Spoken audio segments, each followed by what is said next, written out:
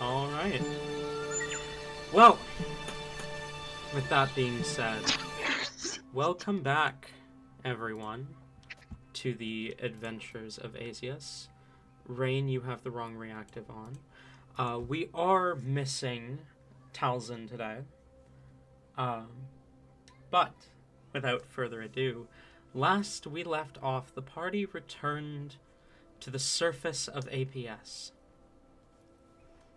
And I just realized I didn't actually set a title for this episode. Oh no. Well, gonna fix that. Give me half a second to. All right, half a second. Clever. I'm so sorry.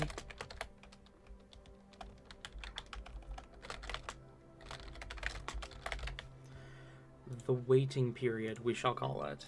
All right. Interesting. So, last we left off, you all returned to the surface of APS Sands. I have to do that every time. I'm gonna put my phone away from the mic. Okay. You returned to the surface of APS. And you began to discuss your next steps. I believe Rain had a dream in which he spoke with Nola. And Hellebore revealed to Heli the entity calling itself Zeus that is sharing her body, mind, soul? Hard to tell. Talzin elaborated on something he learned from his own dream, and Heli spoke, once again, with the entity calling itself Zeus. It answered some questions, but presented less answers than Hellebore would have liked, and left her with arguably more questions than before. When prompted, however, it did reveal the first letter of its creature type is D. Hellebore believes that this is dog. As the presence fades, Hellebore, what do you do? Not even gonna mention the Helibor kiss. That is also a thing that happened that I completely forgot happened. It's been a couple of weeks, okay? Or the gaslighting from Philly on whether or not the gods are real or Right, alive. that conversation also happened. The gods, Wait. Helibor revealed to Heli that the gods are dead, and Philly insisted that this was not true. And they agreed to summon Dee Dee the next day. Yes. All right. Okay, so as the presence fades from Helibor, she looks around and for the first time that anyone in this room has seen, she looks to actually have a look of genuine hope in her eyes. I believe Rain is asleep right now. Wake him So up.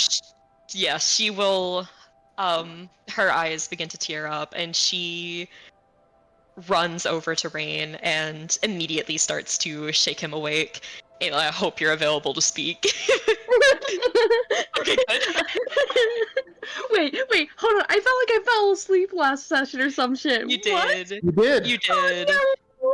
Okay, good news is I slept for like 6 hours before session today. Okay. Okay, perfect. Another good news is when we found out you were asleep, we also said that Rain went to sleep. So Rain should be just as lost as you are.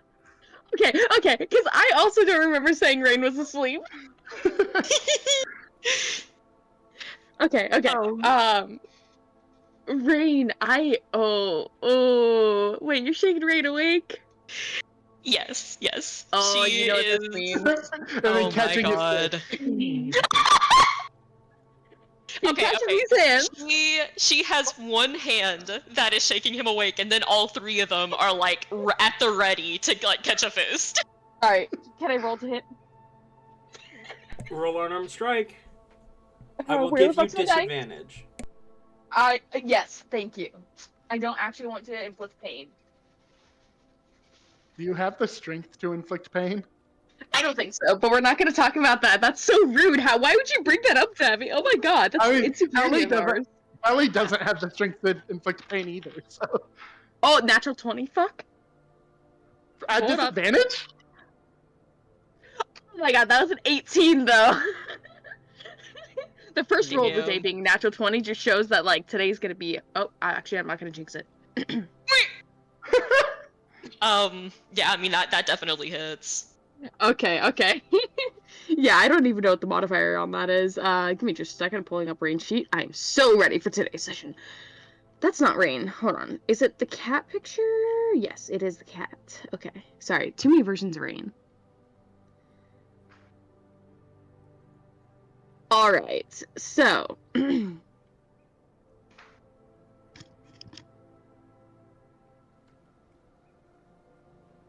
That would be a 21 to hit. Yeah, that'll hit. And 0 on the bludgeoning. Alright. As it makes impact, there's... I feel like this is even worse though because he's tired. So it's like just like the softest, just like ugh. Amazing. Helibor like doesn't even really notice it. Like, oh no. As like the hand makes contact, she just like kind of just like gently nuzzles it back and then like gives Rain like a huge hug. Rain! Guess what? Rain will open up his hand and like go to wait, what? Helipor? Is everything okay? Is sitting up a little more alert. He's gonna take in the excited presence. Everything is like the best it's ever been. Oh, okay. Like I just had a conversation with Zeus, the mind person, the purple person, and like he was all like. Okay, So this started because like Talzin had like the dream or whatever about like the blood curse, and I wanted to like ask and be like, oh, okay, like what's that about? So like I asked, but it's not actually like a curse, it's like a blessing or something apparently, because like he can grant like longevity and like all of these different things, and like it'll be even more like whenever we like help him like get his kingdom thing back. I don't know, wait, he's still like stop you right there. I'm sorry. Go back 2 steps. What was the original topic? Curse. Which one are we talking about? Which one? Talzin, like Oh, the okay. dream he had or something. Okay. Back on track. Sorry. There's so many of them running around the party. I wasn't entirely sure which one.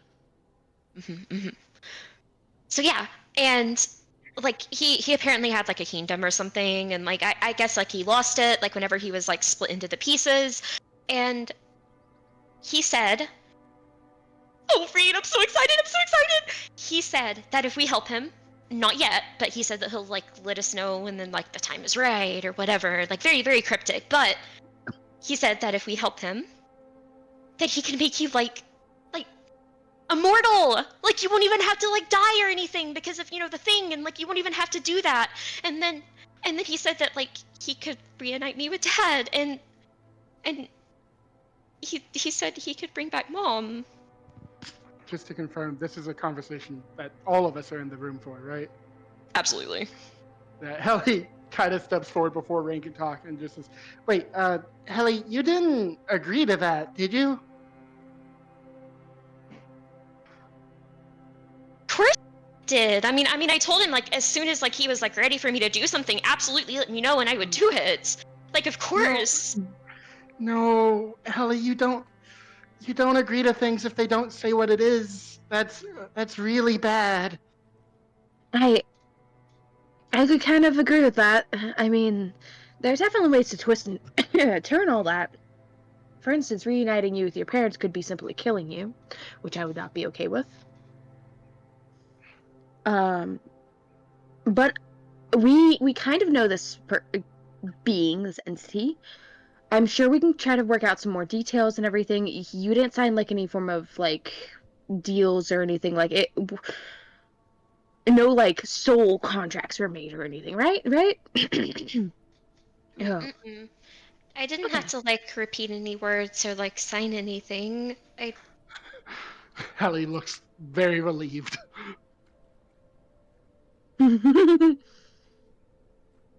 Okay. Then yeah. Well, Um, still this is good though, news then. This it is is. It is. It's really good. Has at this the very least. Oh, person helped you before? yeah, actually, they've saved Hellebor's life, actually. Like multiple times. Mm-hmm. Helly thinking back to all the good things that her family might do to convince someone to believe them. She's not convinced. Oh no. That's not always a good sign.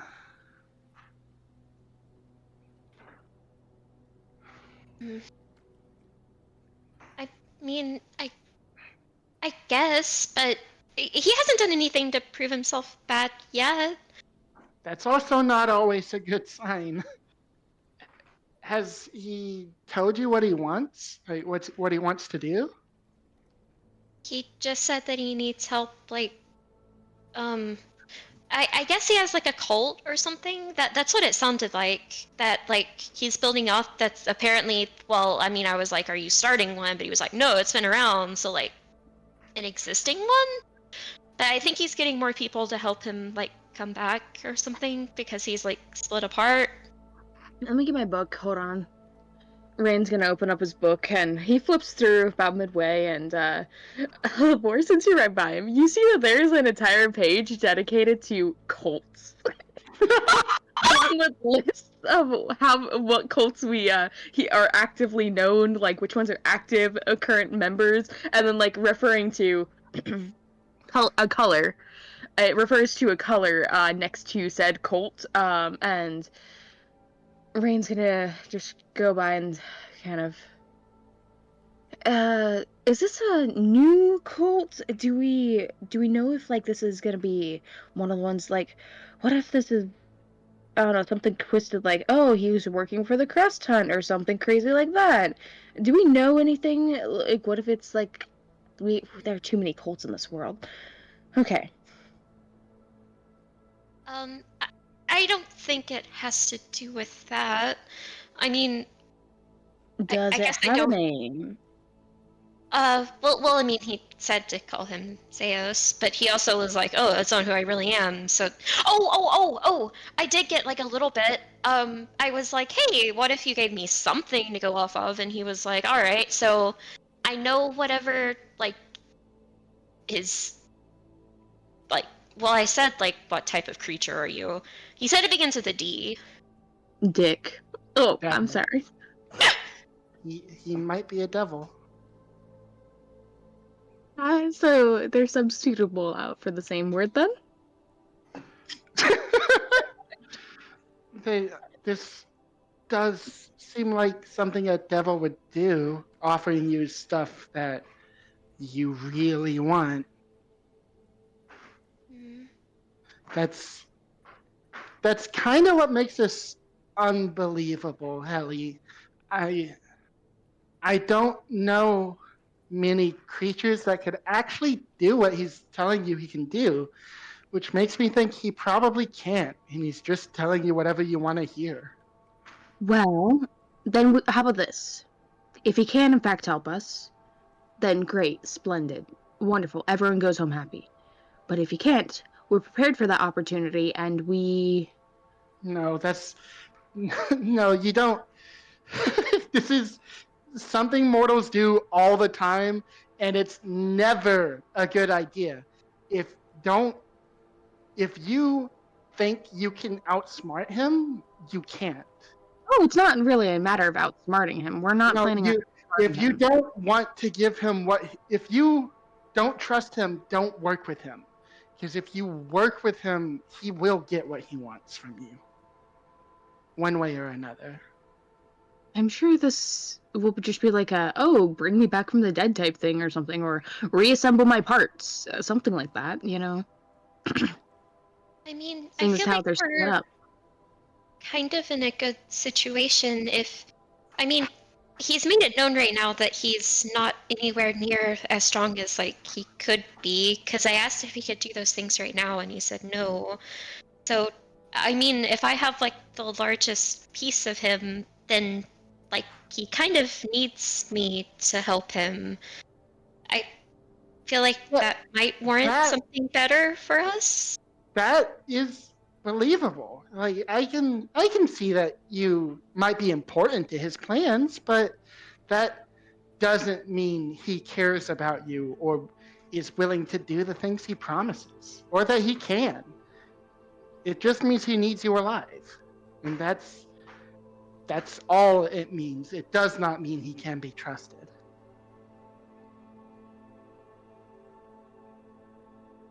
I mean, if he is a devil, then like surely he wouldn't do anything to me because that would like invoke your wrath, and you're like, like the like most important person in the hells. She kind of chuckles nervously and says, "Yeah, you would think, but no, there's a We lot of also, infighting." I mean, you know, they still wouldn't incur the wrath of all the other creatures that have placed blessings upon you and whatnot, right? It'll be fine. One way or another, Just it'll work out. don't if he tells you to do anything weird, don't do it until you can get it in writing and let me look over it. This is weird. I'm the optimistic one for some reason tonight. I, mm, I just no like she like raises her arm. It's just I have so many contracts with things like this. I think I would know you got to be specific, or else they're gonna fuck you over. Mm, okay. If he asks for me to do like anything specific, I mean, I was already going to tell you guys, like, whenever I get specific orders or whatever, so I'll tell you before doing anything or going anywhere. Good. But I still think we should at least maybe give him the benefit of the doubt. I mean, if it's true, then this is, like, really what we needed. Like, Ellie, you don't really know, but, like, we're kind of struggling a lot against a lot of really powerful people. Like, we kind of really need all the help we can get right now. Well, I'm here now, so. And That's true. That's true.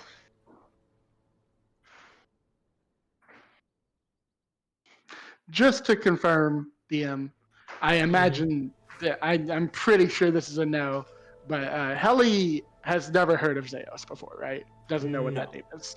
Hallie has never heard that name before, no. Okay.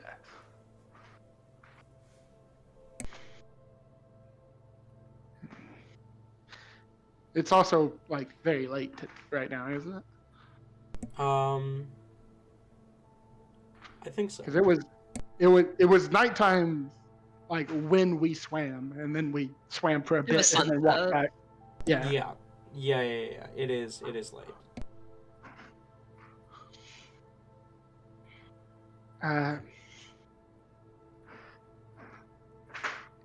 Maybe it's time to get some sleep. Mm.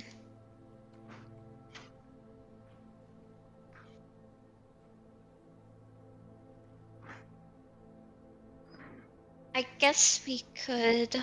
Yeah. You're right. You're right. We probably do need to sleep and stuff.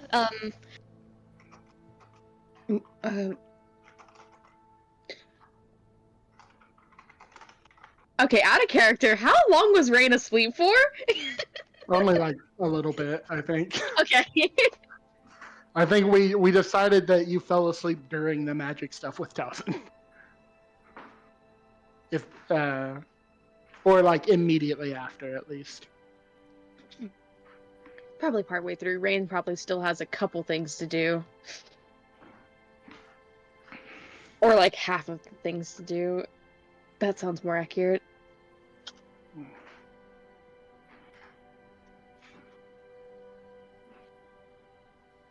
Right.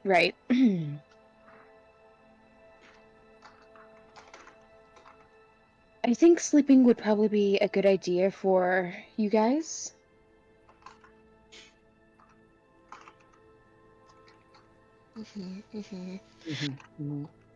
What about you? What are you doing?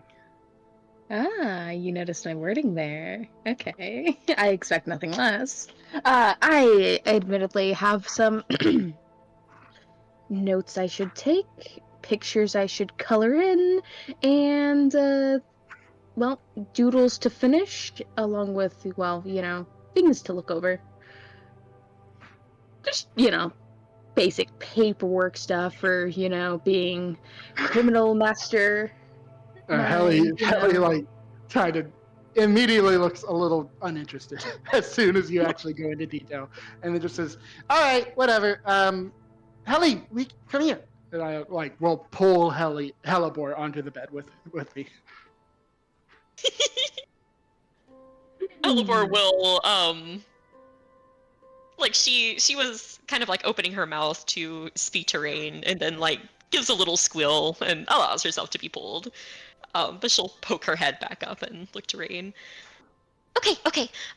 Yeah, I figured we would need to have a group meeting, like, sometime early tomorrow, to go over, like, plans and machinations and stuff. But I'm sure you already have, like, all of the ideas and stuff about how we're going to do this. This is, like, your thing, Rain. Mm-hmm. I might pop out for a drink or two. Be careful. Okay. Don't go too far. I mean, I don't really know if something. Well, I mean, you remember what happened last time we were here with you getting captured and stuff. So try to be really careful, at least. Maybe only go downstairs, not out of the building.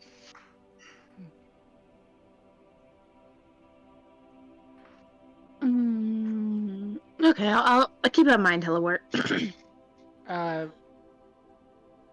Did you get kidnapped last time you were here? Did we? Yeah, the Shadow Druids? Hmm. Do you remember you got, like, snatched by them, Rain? I was about to do something, and then I realized, and that only makes us funnier. Helly goes, "Oh, then in that case, I mean, I can leave Philly with Rain. Philly. Oh, we left Philly at the tailor's.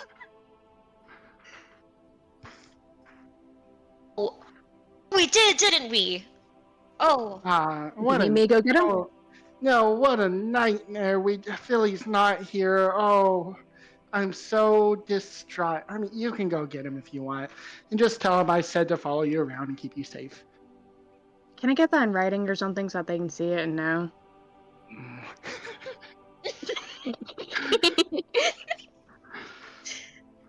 I'll write down a quick, strongly worded message to Philly and hand it to Rain. Rain is grinning. Oh, you forgot to sign it. What do you want my signature for?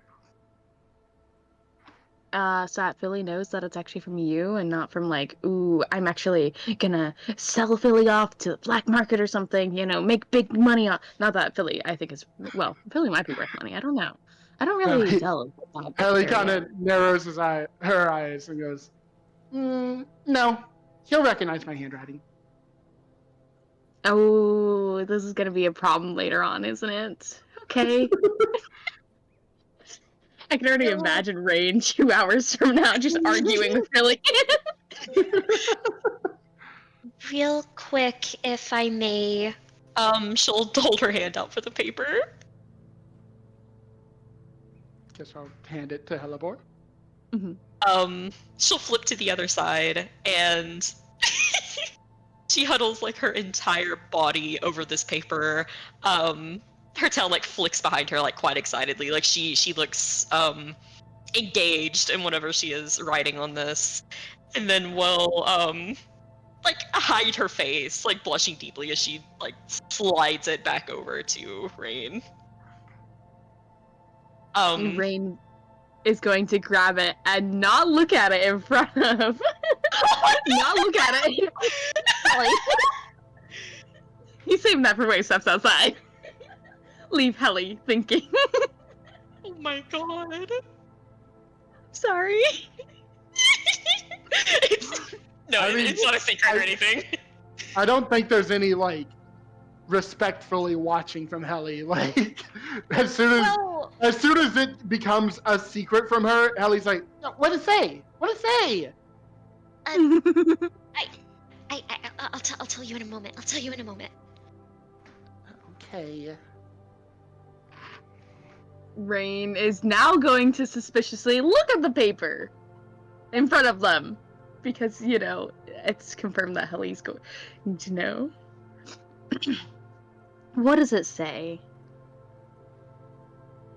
Literally all it says is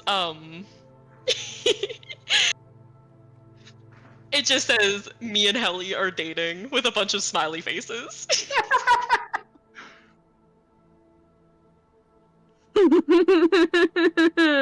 Okay, let me roll some stupid checks.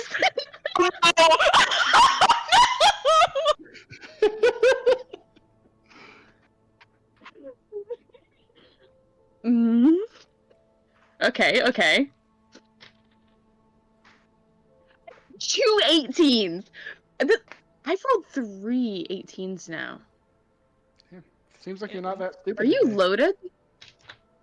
Oh, no, that's a 10.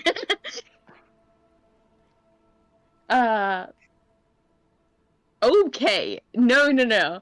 That's almost a bad thing, because... Alright, so because we rolled so high, first of all, Rain is gonna process this quite quickly. And immediately, his eyes lock in on Helly and narrow.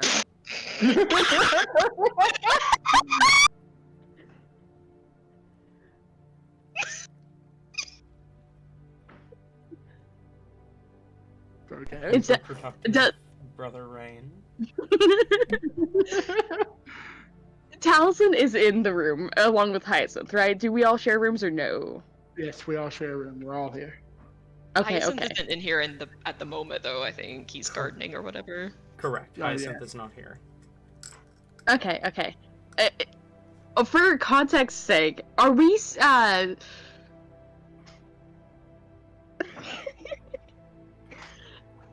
are we saying Talison's like asleep or what? I think he's still here. I think it would be Okay. unreasonable to say he fell asleep that quickly. So he's probably here just working on his magic stuff. Okay, Rain is going to just call out to Taliesin. Taliesin, keep an eye on them for me, will you? Don't let any funny business go on.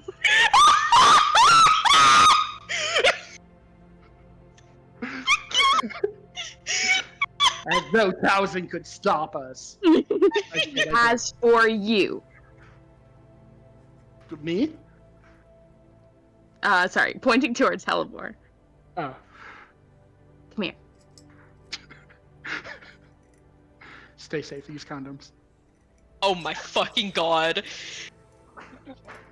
Hellebore now, Make like, smart seeing, seeing the immediate, like, the reaction to this, she slinks down and basically worms her way off of this bed. Like, ears down. Oh no! To try to help unslink Hellebore, Rain with his wet noodle arms is gonna try to pick up Hellebore, sort of, and just stand up taller. She literally just noodles, like, she's like a rag doll. Like, she just lets herself be, like, upright. Okay, okay. I'm not sure if ragdolling would actually help out more or make them both drop. Yeah, that's true. She'll do whatever Rain is putting her in the position to do. Okay, okay. Rain is going to try to drag Hellebore out the door for private word. Alright, she'll come with. As soon as like the door is closed and they're a little ways away, so it's not like, oh, you're up against the door, we're eavesdropping. With his back turned to any form of windows or anything, Rain's going to just say, "Have you ever, been dating someone before, Hellebore? Is this like your first time? What's going on with that? I feel like it is imperative to mention Helly is immediately like at the door trying to listen. Yes. Go ahead and roll perception, Hallie.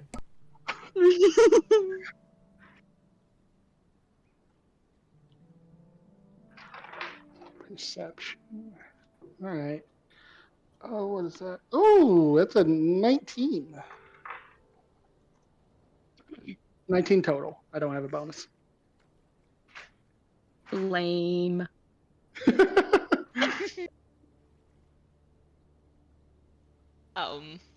I feel like if you rolled stealth, you would easily beat 19, but okay. Yeah, should I even roll stealth for this? Do you want me to It's up embarrass to you? It's up to you whether a 19 succeeds or fails, Ryan. How quiet do you think you'd be? Rain is clearly trying to put this off as like a.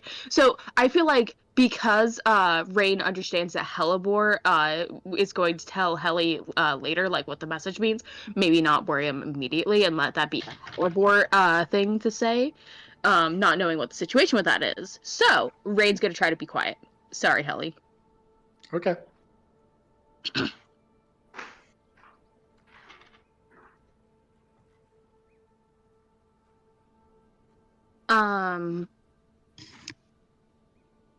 Yeah. What's Hellebore's response? Hey, Hellebore responds in not a loud voice, but it's clear she's not, like, she's too flustered to speak quite as quietly, as Rain is.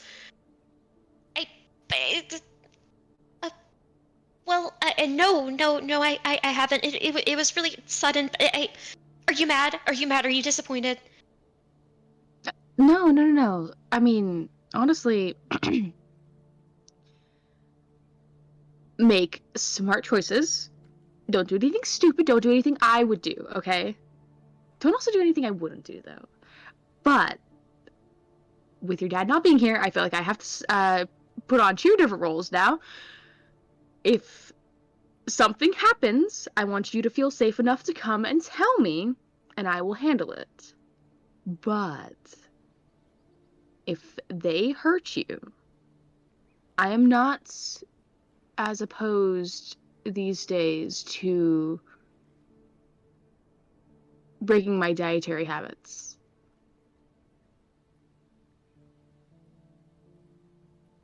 Mm.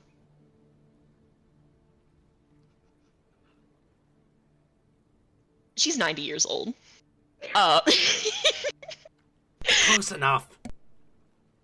Anyways, Helibor, like, really thinks, like, whenever you say the anything I wouldn't do or would do, like, she really is trying to, like, take this sage advice and try to decipher what that means.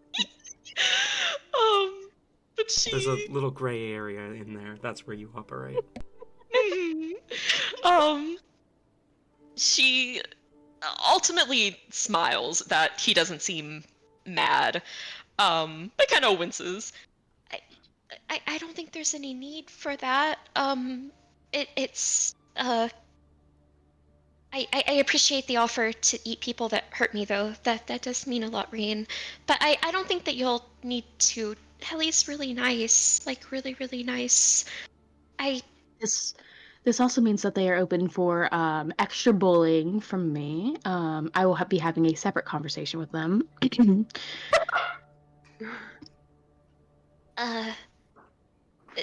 She'll just kind of laugh.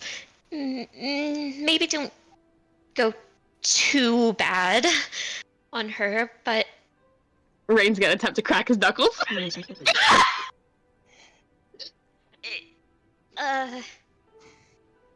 Okay. Well, thank you, Rain. Of course, I'll always get you. I tell you like everything. Like you don't have to worry about it. If something happens, I'll absolutely let you know. Yes, and I do mean like anything, even if it's like things you might not be fully sure about. Like I am here if you need to talk about any of that stuff. I'm sure that you have much romantic experience, Rain. I mean, I was married, so for a few years, or an undisclosed amount of time. I am very well versed in the ways of romance. So if you do need any advice, I mean, I'm okay with talking about it. You know, I won't go into detail about any of my wondrous experiences or anything, but good job on So wait, who asked out who? I gotta know that bit. Oh, absolutely, Helly. I would never have the confidence in a million years. I mean, honestly, I had no idea that quite honestly, I didn't think it was possible for. I didn't think that would ever happen. I mean, I'm not really good at picking up on those types of things, but I mean, I don't think anyone's ever looked at me romantically before. I mean, Mother also was very, she'd hiss at anyone who got too near. Yeah, she really didn't like people looking at me. So, yeah. I'm sure both your parents hiss at people who looked at you. Well, I mean, Dad's a vampire. Of course he would hiss too. Mm-hmm. Oh, am I extra hissy? I feel like, dealt with twice as hissy. I do like a good hiss. Helibor will give a satisfying hiss.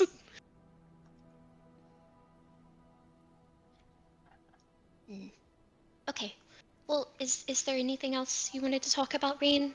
If not, I'll let you go down and try to, maybe don't drink too much. You got like really what do they call it? Wasted the other day. I can handle my alcohol. Were it not. I might try to, I don't know, figure out some information or something. I'm try to come up with some sort of plan, or I don't know. Maybe I'll relax. I don't know. But do you know where Hyacinth is right now? He said that he was going to like go garden or something, like do a job. You know the weird job things that they have. Mm-hmm. So yeah, I guess he's just doing that. Um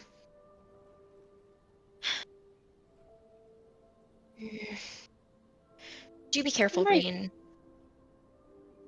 Don't worry, don't worry. I'm before I fully leave. Like I'm about to go back in there. Bully Helly a little bit more, change up my outfit. Change the name a bit, and then I'll go on my little adventures. Don't worry, don't worry. Okay. Well, either way, we can reconvene tomorrow. I do have plans, that I was going to kind of look at. I mean, we do still need to figure out exactly when it is and, stuff like that. So I was going to, well, I have plans. I was going to ask around and stuff. Okay.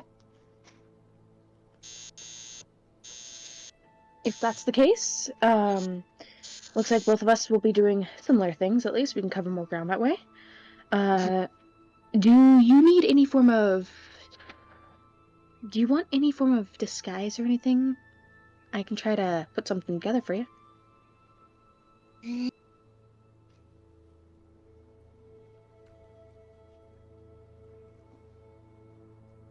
Halvor kind of tilts her head side to side, thinking hard about this.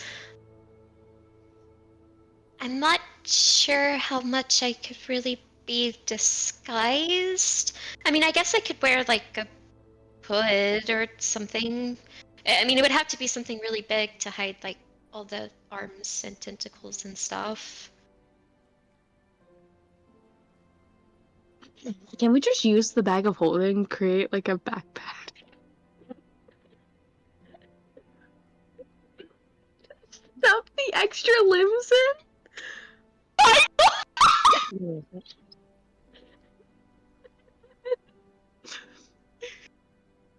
Fucking Mr. Not as Potato Head feasible? over here just pulled them off. Like, That's not an awful idea. You could certainly try. I think that's my answer to that question. I don't think Rain's ready to part with his bag of holding. He's a kleptomaniac, and that bag is going to make it be everyone's worst nightmare. But for future reference, it's a good thing to keep in mind.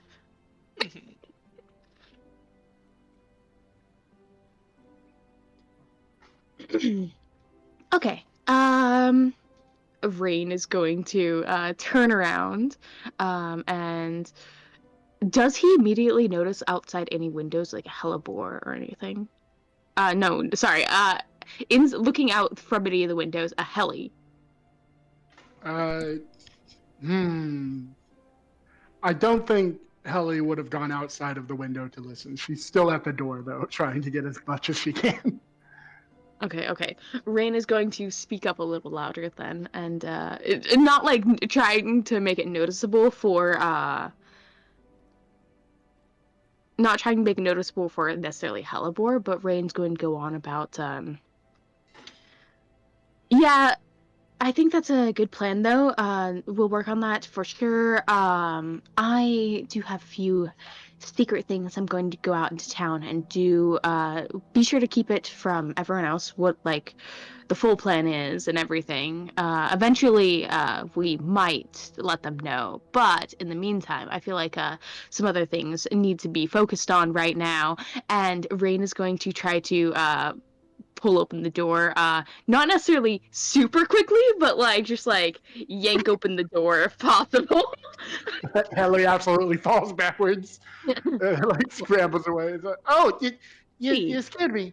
I'm so sorry. I didn't mean to startle you there, dear. Here, let me help you. Rain's gonna offer out a hand.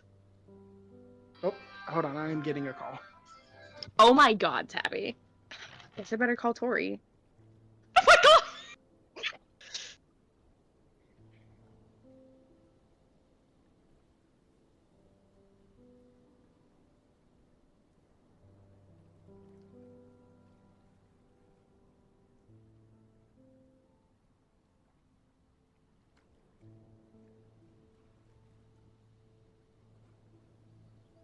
Okay, I'm back. Welcome back. Helly would accept the help up. Okay. Okay, did you actually call her? Oh my god! Okay. You don't have to answer. You don't have to answer. Watching for the bit. Anyways, Rain will very quickly just like try to pull Helly to her feet, and Helly kind will of actually like give out a little yelp at the suddenness of it. But... Careful. Oh. and Rain's gonna try to pull Helly close. And he's trying to 100% be intimidating here. And he's just gonna say, "Oh, sorry. Don't think I didn't notice what was going on, though. I notice everything. I see everything." Roll intimidation for me.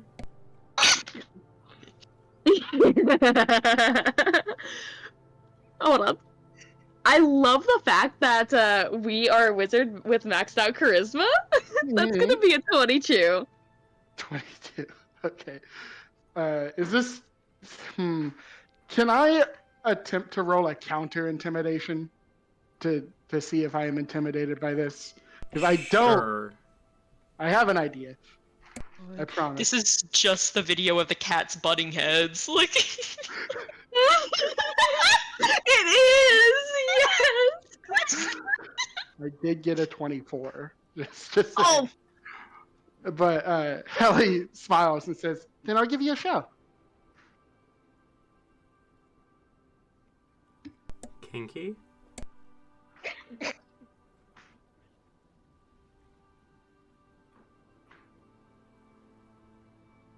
Okay, I gotta roll another stupid check. Do I want to roll this? Oh boy. Let me decide the outcome. Outcomes assigned to what parameters? Oh boy. Okay. Can I roll an insight to the? I guess. Sure. This part, I don't know if we need all these rolls on this each is other. some JoJo ass shit going on right here. More so to see, like, what do you mean by that? Rain will not leave you guys unsupervised. I think to be, I guess roll insight to see how much you can get from this.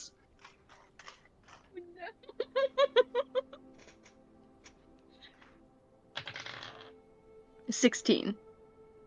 Okay, I think that is enough to know that Helly doesn't mean anything sexual by it. Because Helly doesn't know, like, Now Helly for the check. couldn't hear what you said out there, so she doesn't know what this is about, but also she's not really intimidated by you listening in on anything she's doing. She has much more powerful figures that know what she's doing at all times. Honestly, so fair. Alright. Give me just a moment. So, Rain is going to fiddle around with his scarf for a brief moment, and can he make Helly significantly pinker? Is this something that you can just do, like, there's no sign that you're doing it just happens? Oh no, there's definitely a sign. Like you would notice that like He's saying something. He probably says like a quick few words or something, and as he's grabbing you, like he's messing around and clearly like rubbing his scarf. Okay. Is this like a single action spell, or does it take a minute? It is a single action. Right. And I guess I don't have counterspell, so it happens. And depositing Helly back to their proper position, Rain will step back. All right, you guys have fun. Don't do anything too crazy while I'm gone. I don't want to miss all the fun. Yeah, I'm out. Oh, that's kinky. Okay. Helly is still looking around trying to figure out what you did and has not looked at herself yet. Rain's leaving before the realization hits, hopefully. Halipor, knowing that these tend to be temporary, right? Unless Rain keeps it up, Yeah, yes. unless Rain reapplies it multiple times over, the spell is temporary. Okay. I feel like there was definitely like protest at first, but like she kind of just she lets it slide. And we'll wave Rain. Be careful. Let us know if you need anything. Will do. And Rain's going to skedaddle out, probably looping back to the back of the building or like into some alleyways that he could do his own costume repairs and everything, because you know he can't go out looking like this. Halipor will immediately like walk over to Helly. Are you okay? Rain can be like, he's a crime lord for a reason. He can be like really intimidating. Him? No, he's kind of cute when he does stuff like that. What was that about? What do you want to tell you? What secret plans is he doing? Well, to be completely honest, there's not really any secret plans. He's just going to walk around and do secret things that he doesn't like to say because he likes to be mysterious and stuff, I think. But he just wanted to check in on me, I think. I mean, I've never really been in, a relationship before or anything like that. So, I think that like he maybe just wanted to make sure I was okay and to let me know that he was there and stuff since, they're not here. Helly is very confused for a few seconds after that, and then goes, "Oh, Well, if it makes you feel any better, you're also my first relationship, so." That does make me feel a lot better. I don't think I could be with anyone who, knows what they're doing, because then they would realize that I don't. Anyways, well, I'm very glad. I'm very glad. Thank you, Helly. Of course. And then Helly will pull Helibor under the bed, and they will cuddle and go no further. Towson is in the room. Good. Real quick before they do that, Halibor will cuddle for a few minutes, and then she's gonna get some science practice in for like an hour, and then go to sleep. I'm a slut for proficiency. God damn it! I want it so bad. You're getting close. Roll an intelligence check as you work on that scythe. Oh god, intelligence? Or wisdom, actually. Wisdom would also make sense here. Oh, okay. Yes, wisdom is much better. Just a flat wisdom check. Yeah, just flat wisdom. Da, da, da, da. That is a soft 20. Soft 20. All right. Rain. Where do you go? Yes. Well, first of all, we're going to the back area to get that outfit situated. Of course. But Rain is going to attempt to find Hyacinth first. Okay. You're gonna head for the gardens then? Yep. Fair enough. You make your way for the gardens. Roll a history check to see if you can remember how to get there.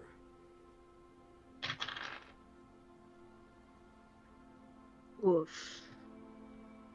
Yeah, sometimes there are disadvantages to being a wizard with maxed out charisma. That's gonna be a 12. A 12.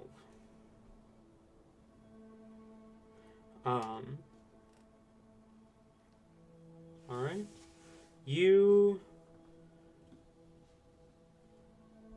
Takes you longer than you would like to admit. To find the gardens. But you do find the gardens. Watch Hyacinth's shift be over by the time Rain gets there. As you arrive to the gardens, you do not see Hyacinth.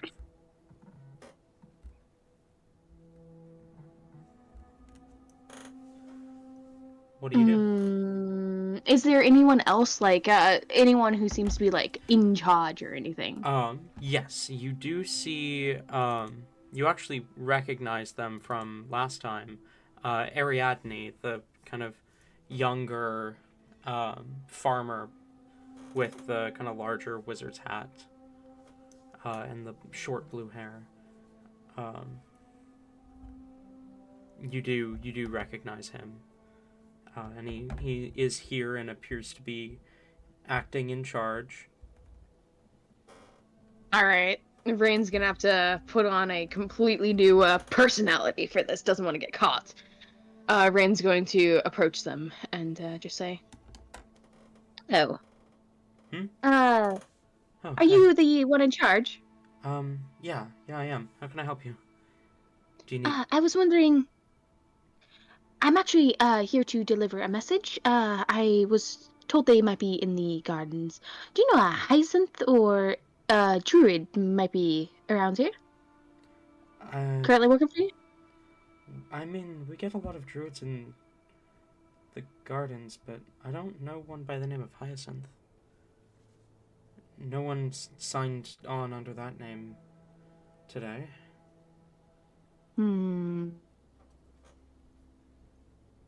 Rain's going to go through a quick description of Hyacinth.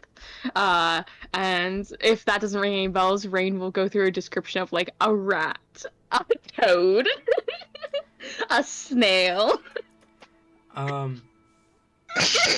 I assure you... Okay, first you give the description of Hyacinth. I haven't seen anyone like that before, no? You then proceed to start describing animals, and he shakes his head. We haven't had any pests in the garden either. If a wild-shaped druid were here, I would know. Are you sure they Dang, came what a here? pity. You know, it's possible they didn't. It's all good.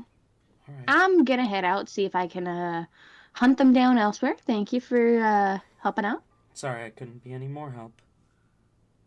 No worries. And Rain's going to kind of do a finger guns as he walks away. What the fuck was that? Was that some kind of spell he just cast at me? Okay, where do you go? Rain is immediately so suspicious of this. Can't believe he didn't do this earlier, though. It's time we bring out the weasel. The weasel? The Not mole? weasel. Thank you, Tori. Perfect picture image of a mole in my head and said weasel. Sorry. Felix? Yeah, time to bring out Felix. Hey! Felix! You didn't forget about me! I didn't. I'm sorry. I was thrown in prison and we weren't exactly. No, Rain wouldn't actually say that. Hold on. Rain doesn't want to bring out that information yet. Sorry. We weren't able to see you due to our magic being taken away for a minute. Well, more than a minute, but That's sorry. terrible. It was suffocating and made me want to cry. Anyways, I was wondering, do you think you could help me maybe try to find someone? Of course! Whatever you need, Master. We were traveling with them off and on. The funny druid looking one. Oh, yeah, I know. The not the one with multiple arms and like long tentacles. Not that one. Okay, the other one. The yellow one. Yeah, the yellow one. Okay. We're looking for them. I don't know where they are for sure. If I were to bring you to their last known location, do you think you could find them? Maybe. Probably. Alright. Rain's gonna backtrack back to the house then, where he last saw Hyacinth. Okay. Not going inside the house though, and he'll just like, I imagine he's carrying Felix, Fair enough. and he'll kind of set Felix down, almost like he's expecting Felix to turn into like a hound dog or something. Okay. You set Felix down, and you see he kind of leans over, the star nose twitching, and then he begins to, or he kind of smiles and says, I think I got him. And then he begins to burrow into the ground. Alright, Rain is going to try to connect, oh boy, this is gonna be dangerous. Okay, Rain's gonna try to connect mentally with them. And follow and walk blind throughout the streets. Okay. Roll a percentile die. Okay.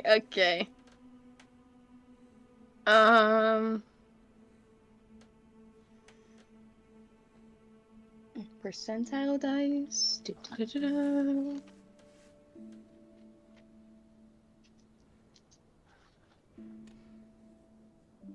Okay, so I'm dumb. When you mean percentile, do you mean like D100. just the percentile dice? Okay. I need you to roll me a number between 1 and 100. Okay. Your cursed dice. We're not gonna use you. We're doing this instead. Flat 40. 40. Okay. You begin to walk, following Felix. Trying to follow Felix. You have a vague idea of where he's going. You bump into shit a lot. You're probably Okay. still following him. When you feel a firm hand on your shoulder after about 5 minutes.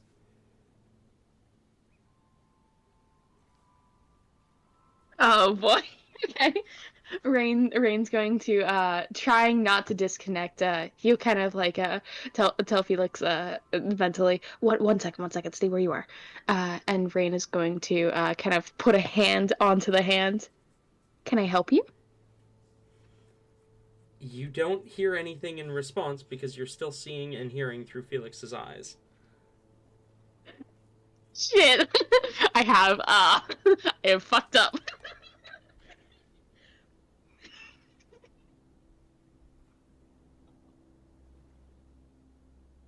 Feeling this hand. What is this? Is this just like a hand? Is it like wearing armor, any rings, anything identifiable? That is a good question. It feels... It feels gloved, but fingerless gloved. The fingers feel coarse, like whoever the hand belongs to works with their hands a lot. How big is the hand? Can we get like not to be that kind of person, but like, is this a adult hand?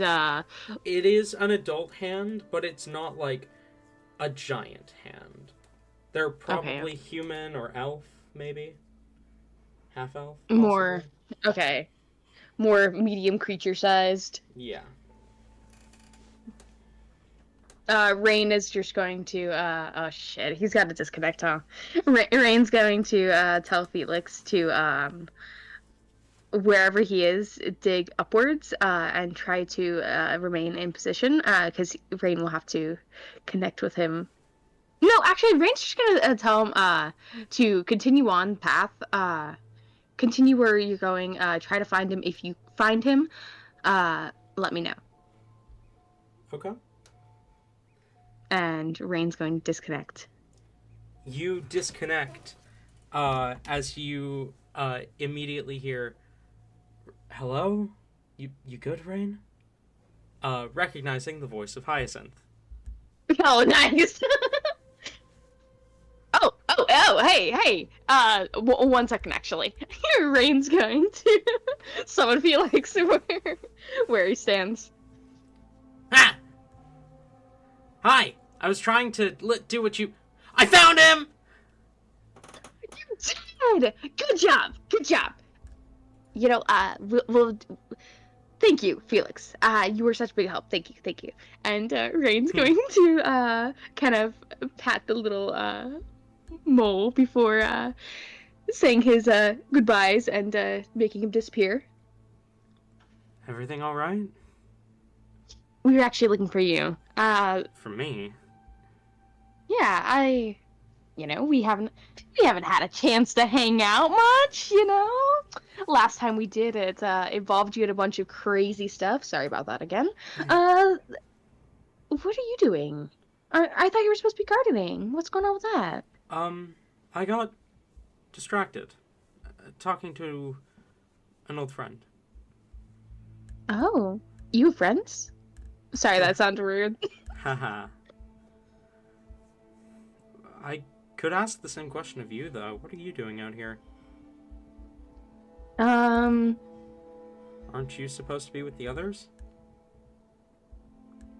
We are doing recon or something. Maybe going to get a drink. I don't know. I just didn't want to finish some of my paper work. You want company. Yeah, you wanna go get a drink?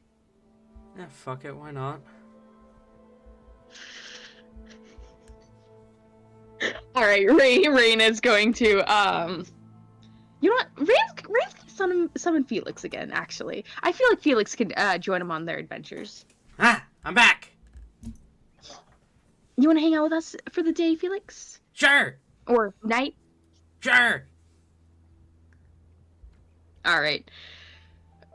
Rain, Hyacinth, and the mole are gonna walk into a bar. Okay. Sounds like the setup for a really bad joke. It's gonna be. You guys walk into a bar. And the bartender,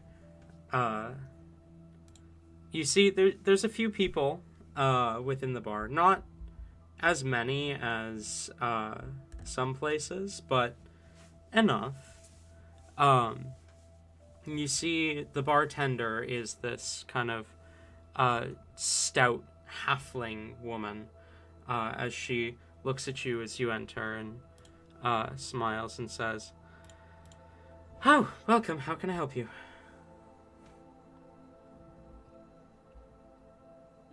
We were wondering if we could possibly get a couple drinks. Of course.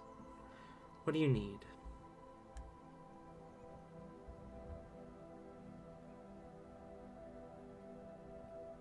Rain is going to look over at Hyacinth, see expectantly, see what Hyacinth orders.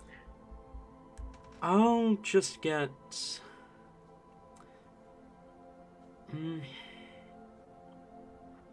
Get me something not too strong. Dealer's choice on what? Alright, and for you? Can you do something of the same variety, just different drink than what he's got? Sure. Alright. 2 drinks are poured and laid out for the pair of you. As Hyacinth grabs his and you grab yours.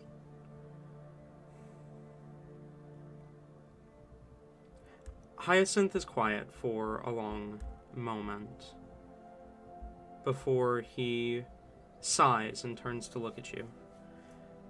Rain, can I want to ask you something, but I need you to promise me not to question it.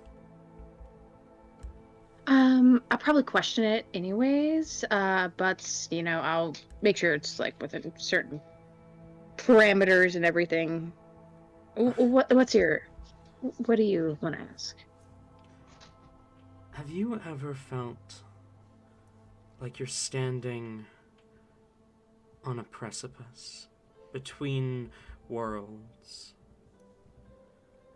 An opportunity to do away with everything that raised you, but not really wanting to? Being forced to choose between your family and your friends.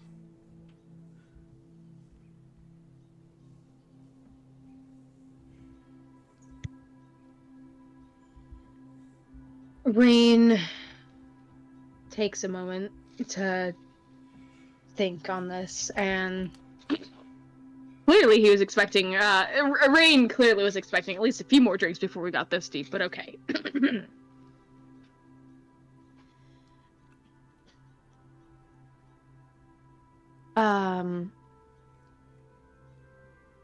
After a few moments, Rain is going to just side-eye Hyacinth and ask, he'll say, you know, I see why you would want me not to question this too much, but I think I at least have had my own dealing with a situation like that.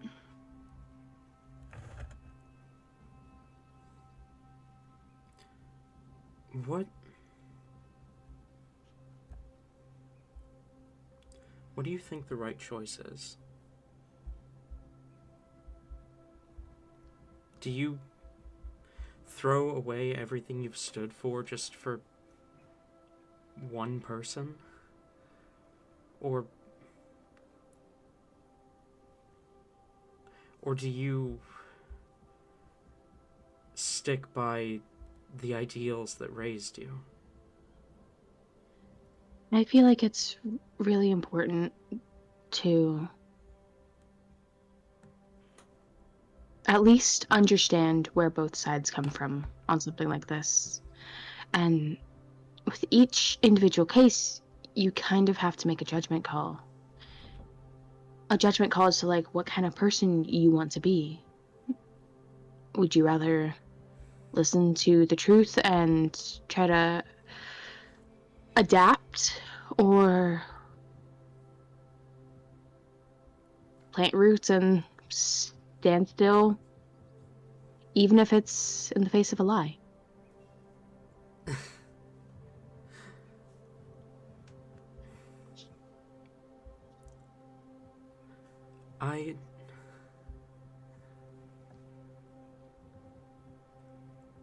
I don't think there's a right or a wrong just two sides of the same coin. You're probably right. I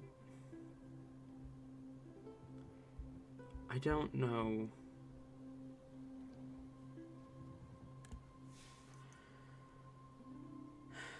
I feel like I'm supposed to know what to do. See, the crazy thing is, I don't think anyone actually always knows what to do in any situation. I think people wing it more often than they think, and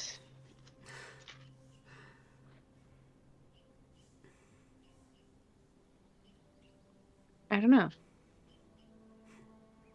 Definitely understanding what will happen on both sides is something to take into account for, but there's no shame in pretending to believe a lie to keep yourself safe. It's understandable sometimes. And if that's the way you want to go about it, then do it. But if you want to try to create something new or change things, you have to be willing to take risks, and it's definitely scary paving new paths, doing what hasn't been done before. Some people make it, some people don't.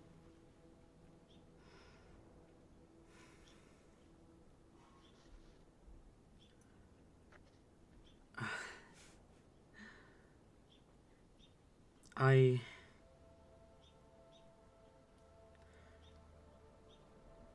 appreciate the input. I don't think you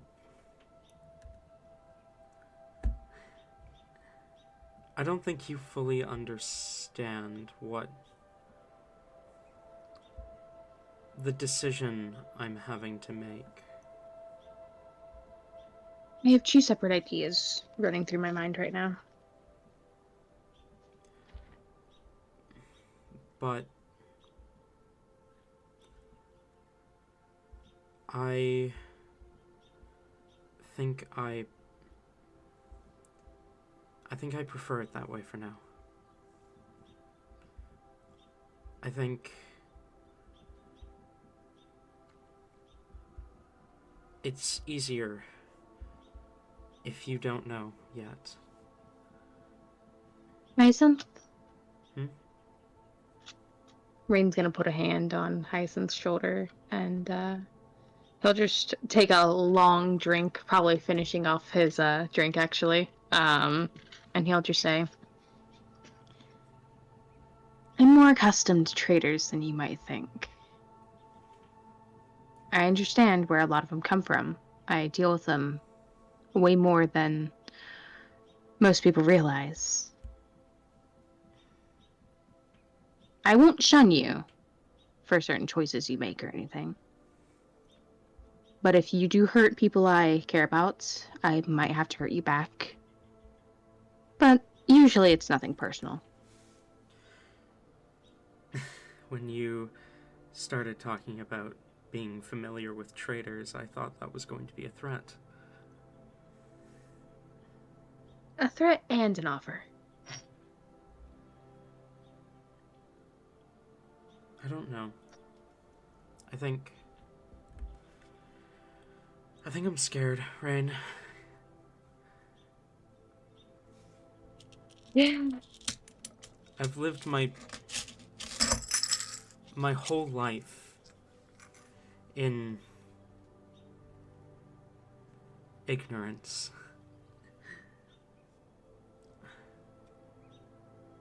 Having the truth laid in front of me, I don't know what to do with it.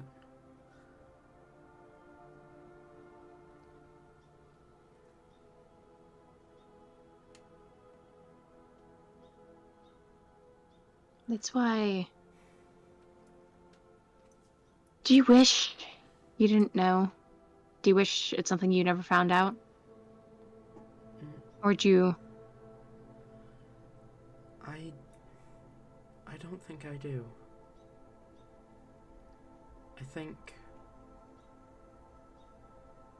I think the truth is...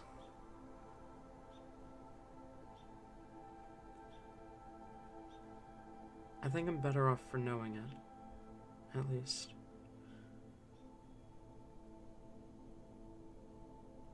I think it's important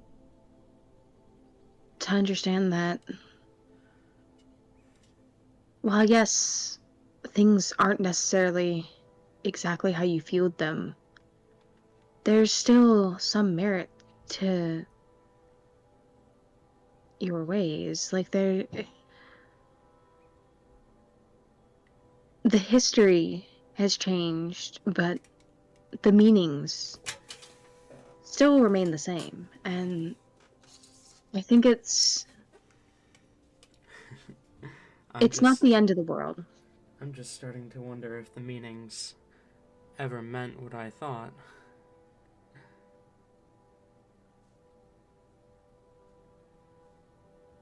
You're told your whole life blind devotion is the only path to redemption. But look where that blind devotion has gotten us. I don't think anyone ever truly has just blind devotion their whole life. Maybe in the start, yes, maybe they go 30, 100 years with that blind devotion or more. But eventually, everyone, it clicks. Something clicks along the line.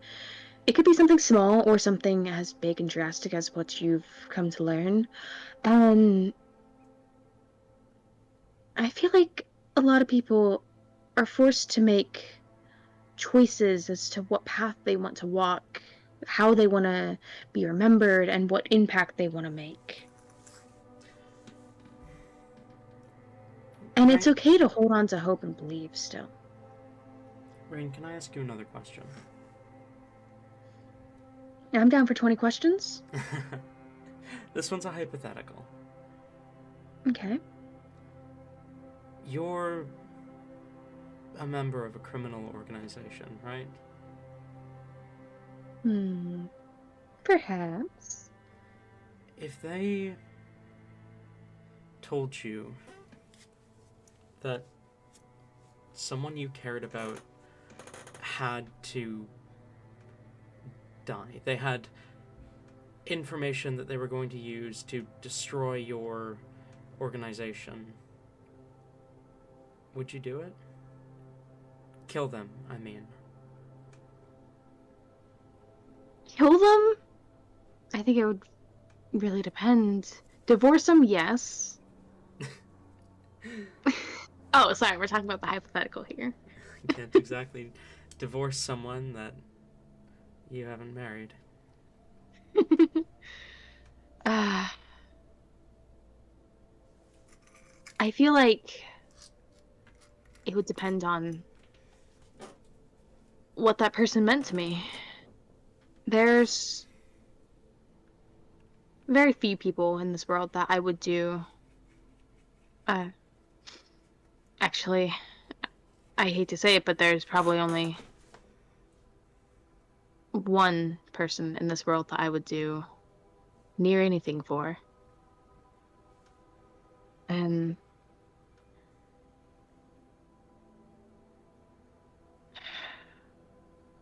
even that I'm not too sure about anymore. Maybe it would be better to kill him. But then, where does that leave all the history that you have together? All the memories? It's a tough decision, really. Sometimes it's important to look out for yourself, though. What does that mean in this instance? I'm not here for poetry. If I was a part of an organization and I found out that we had a traitor amongst us, this traitor was planning on destroying everything that I've spent years to create, and a place where other people, many other people, call to be their homes, their entire lives at this point. But they wanted to rip it away from them. I think, yeah, I would have to kill them. And then I would probably constantly beat myself up about it for whoever knows how long. And I would think I would do the right thing, but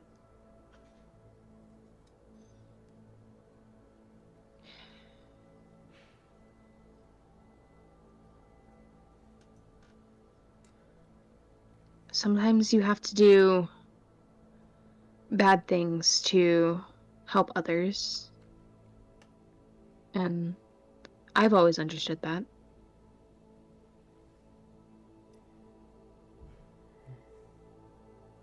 But is it better to hurt your family or your friends?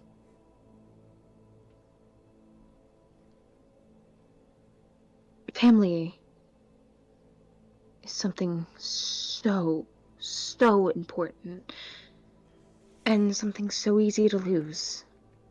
You can always go out and make more friends, yes, just like you can technically make more family, but family's special, and I think it's definitely better to hurt your friends than family. Okay.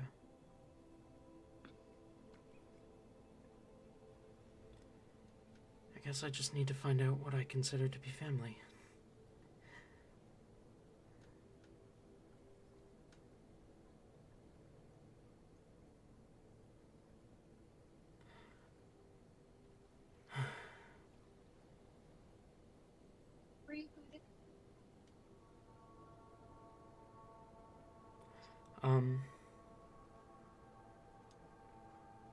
Sorry. I just been lost in my own head recently, and I figured if anyone would understand, it would be you. What gave you that idea? We're Not to judge your choice in, confidence. we're very similar, you and I. Keep a lot of things close to our chest. Okay, fair.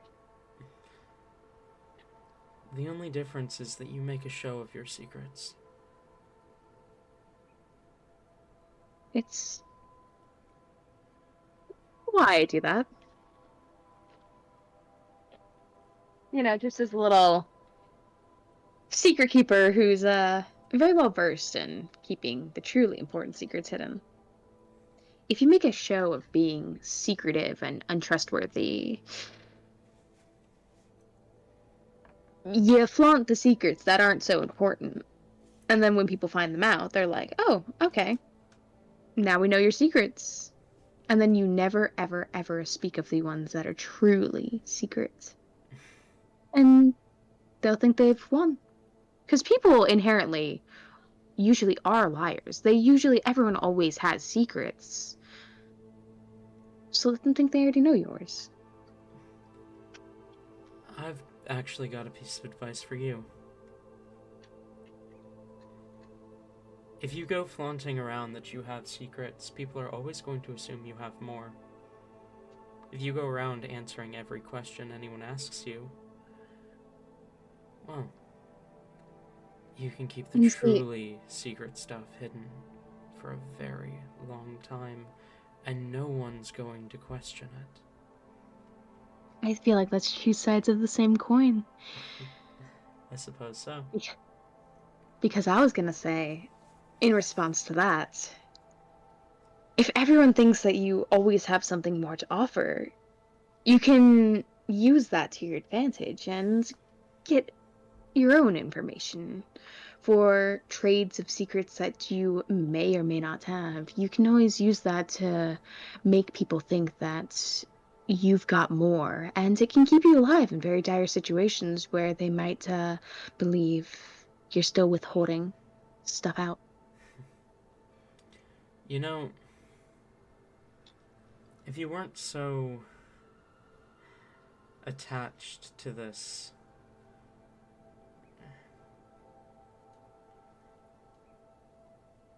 societal world, you'd make a really good druid.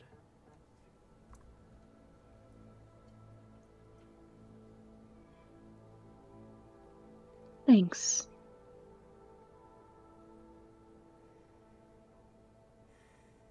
Some of my family is, well, no, that's...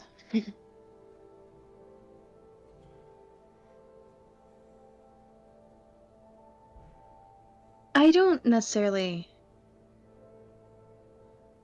I understand why you guys do what you have to do, and druids will always have my greatest respect.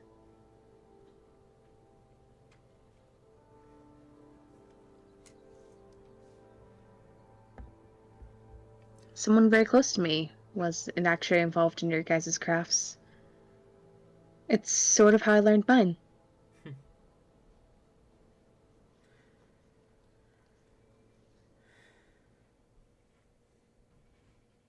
I think there's a lot that your world can learn from mine.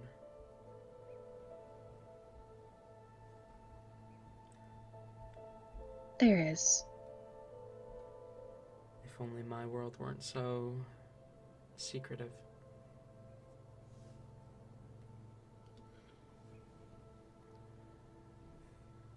I admire Hellebore so much, but she talks too much sometimes. Yeah. She's young, though. Not by your standards. No. I'll have you know, I'm at the end of my lifespan, actually. I'm quite old now at this point. You know, I'm... I mean, her age. Do you know how old she is? 500? Far older than I am.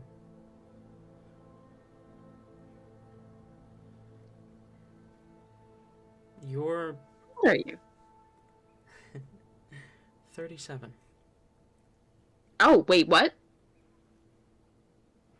Not gonna lie, I totally thought you were over here being like 89 or something. No. 37 years Oh. old. 38 soon, actually.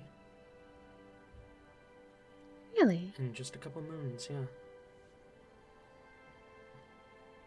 Oh, that's nice. It's funny. You guys trust me so much, but you don't know the first thing about me. You didn't know how old I was until just now. I mean, do you know how old I am? No, but you look young. And you're a secret keeper. These kinds of things, this kind of information isn't easy to pry from the hands of people like you. I'll let you know what I know about it then. Alright. Funnily enough, for this instance, we actually both have the same exact information on the matter. I don't know how old I am either. Huh. Oh. But my point still stands. Hellebore is not young. I never... Sheltered. I was gonna say, I never met her directly. Her and her mother passed through some of the groves that I've stayed in, and I even watched her mother work once, but I never actually talked to either of them. Helibor always seemed so enamored by everything, but Amaryllis, she was different. Different from the first druid, different from any druid I've met.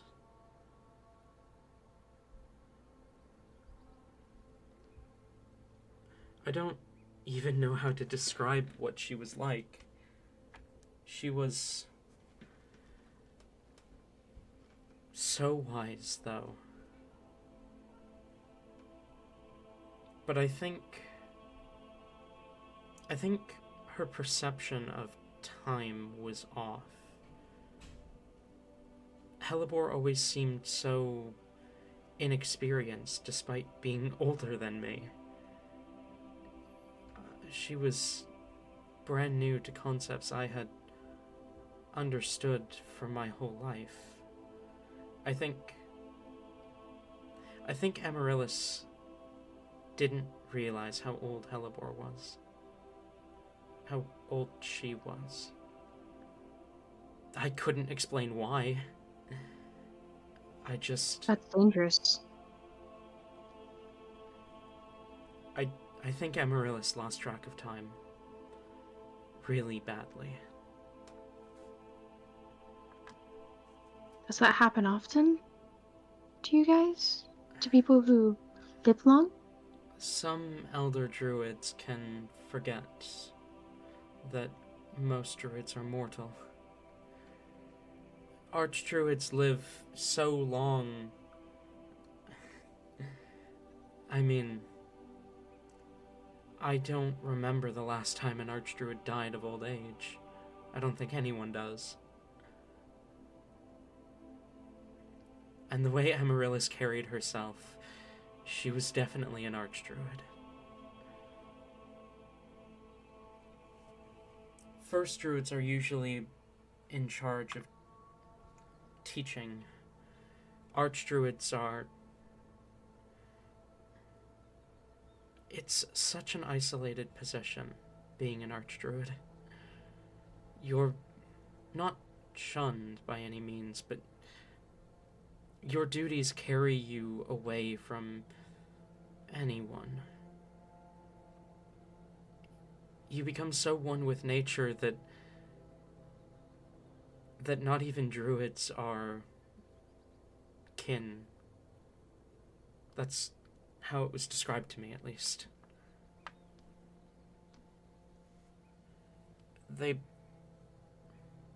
I met an archdruid who was so surprised to find out that I had grown up since he had last seen me. I had never met him before in my memory, but he said that I looked so much older. That he'd known me when I was young. It wasn't until later I found out he was talking about another guy named Hyacinth who died 4 centuries ago.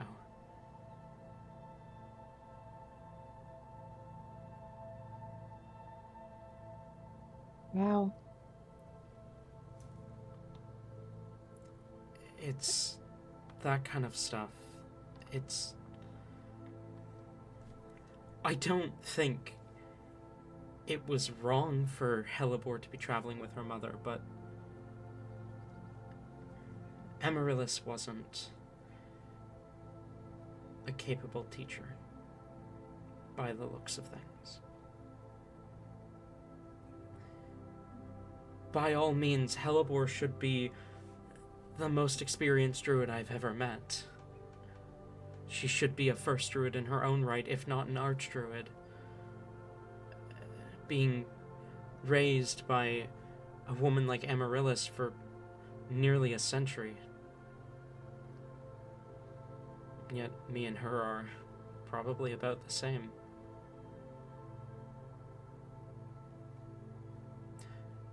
I'm rambling. No, you're rambling. It's honestly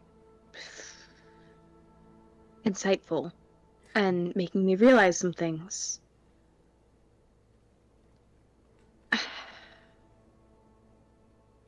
I don't know, due to Helibor's heritage, how long Helibor has to live, and I'm sure it's far longer than normal. And Probably. I'm glad, a part of me is glad Helibor was able to still have such a long time to have childhood, I guess you could say. Even if it wasn't the best. But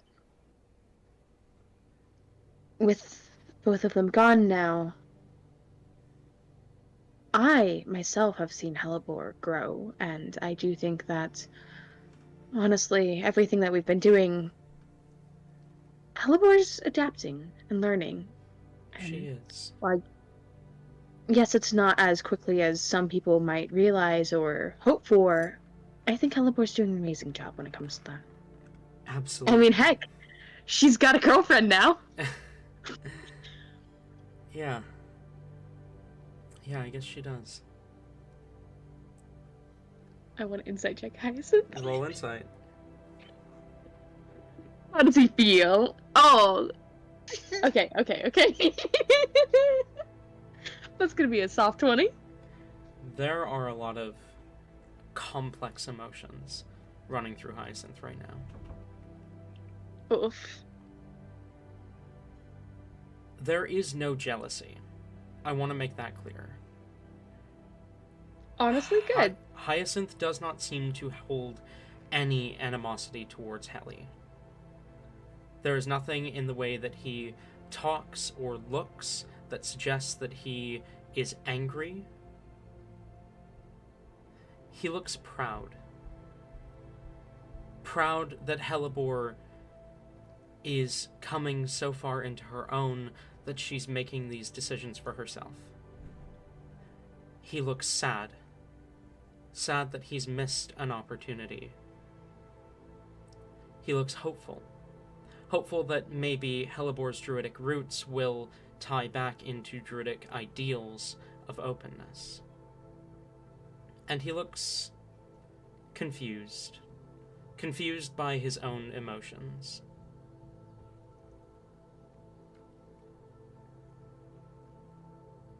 Alright, he passes the vibe check. But Rain. there distinctly is no anger, no jealousy, no animosity. Alright, good.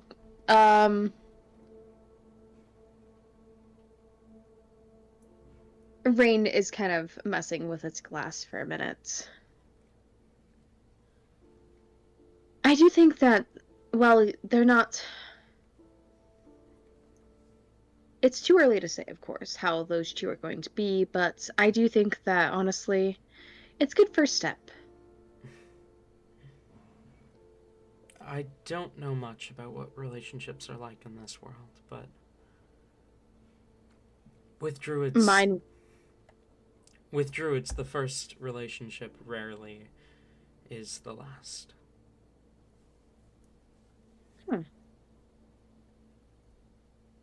It happens, of course. And sometimes when a relationship, the first relationship does end, it's not because of any issues, but simply ending in one of their deaths. But it is rare that the first is the last. I do think, given these two, though, they have a long time together, for sure. Indeed. And I'm happy for her.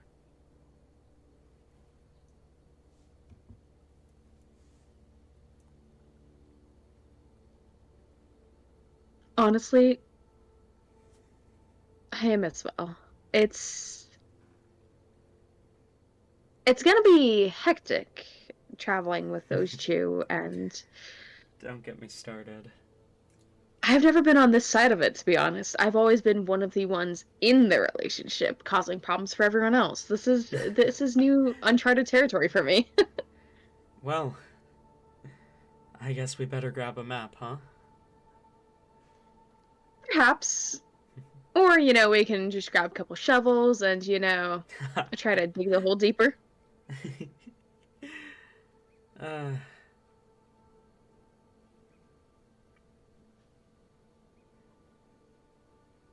Thank you. Of course. I don't think you realize just how much this conversation has helped me.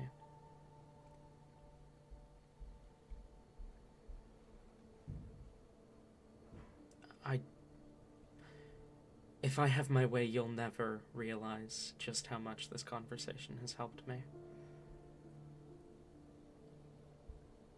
Rain will give a nod to that. And that's okay. I'm glad that I was able to help you. That this conversation helped. And,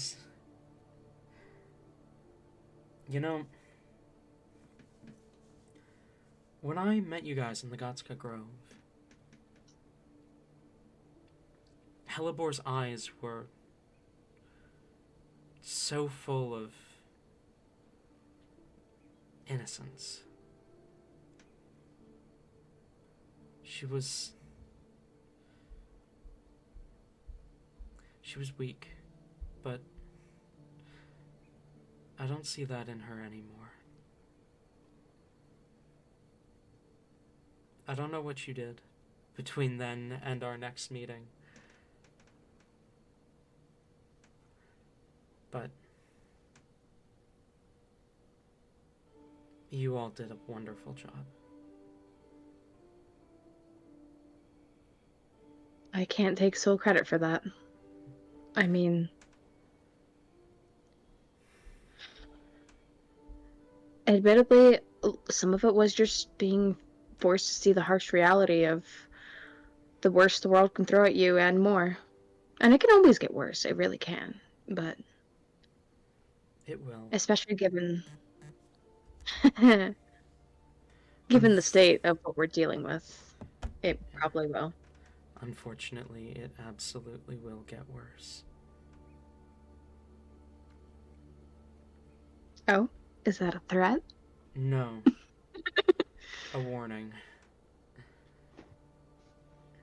You're Do you good. remember the shadow druids that came after her? Unfortunately. I've encountered them a few times over the last 30 some odd years. They're not the type to give up easily. You may have escaped them for now, but until you are able to shut down whatever they're trying to get her for, they probably will keep coming. And that's not to mention all the other groups you're dealing with. Yeah, it's bad when you have to keep notes as to who's part of what groups, what events align with what groups, and who's after you for what reasons. That's when you know it's bad, when you have to color code things. I'm just glad I haven't been fully roped into all of it yet. Thanks for the drink, Rain. I should be getting to bed.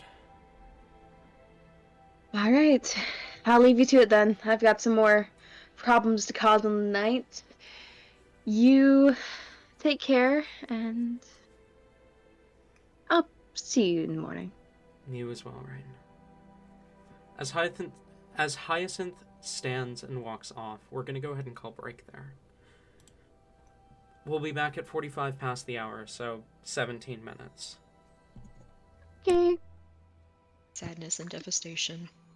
Don't worry, I'm sure it's gonna be your turn next. Don't worry. I mean, we're asleep.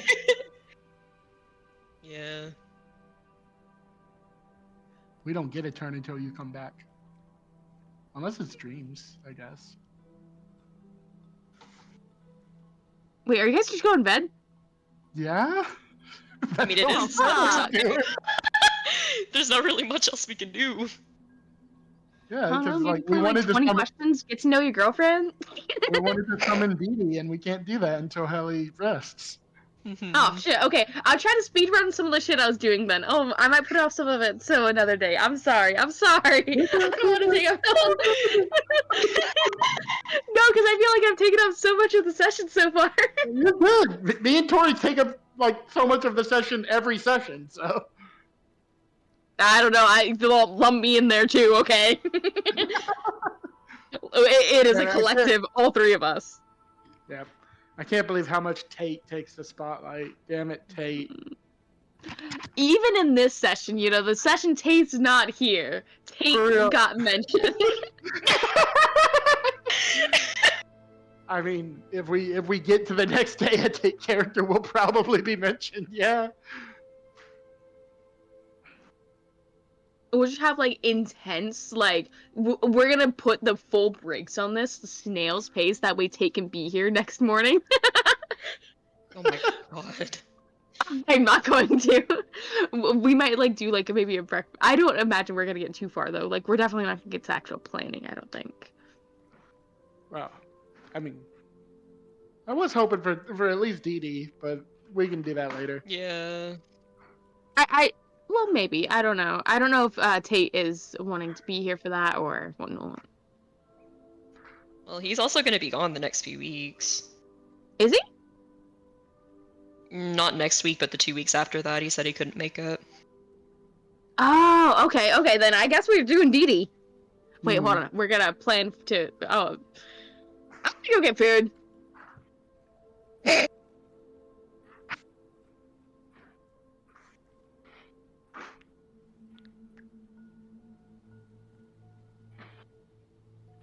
We want to. I mean, it depends on if we get to the next day this session or not.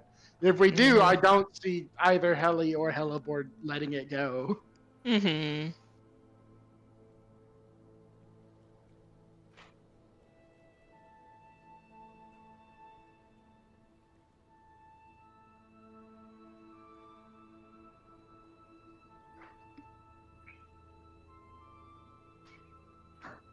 It was 45 we come back. Indeed. Silly and lame. I'll be back.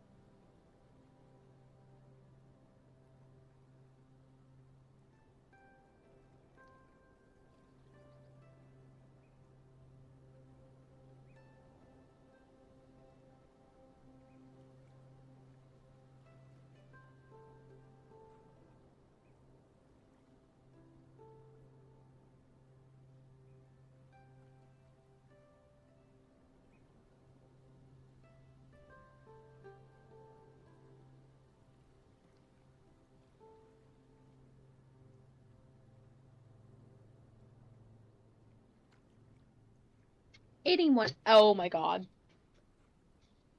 Sorry, let's try that again. Anyone else here?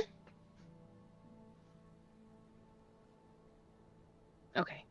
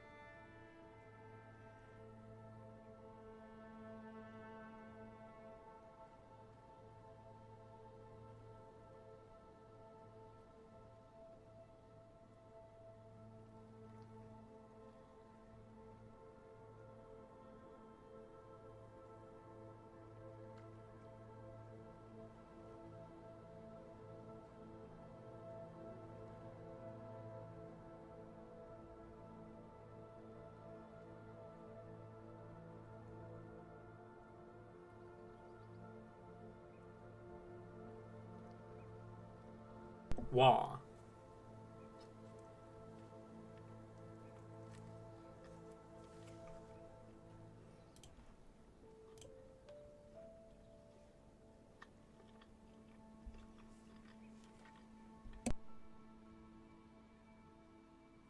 Wah!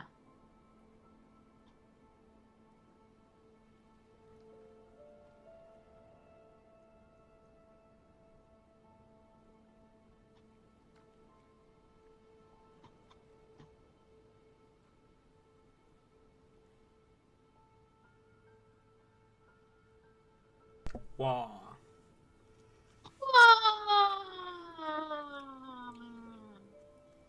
Woo!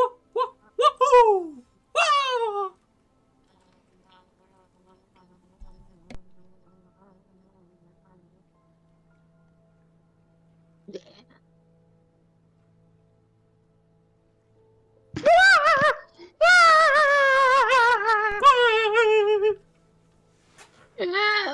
Wah!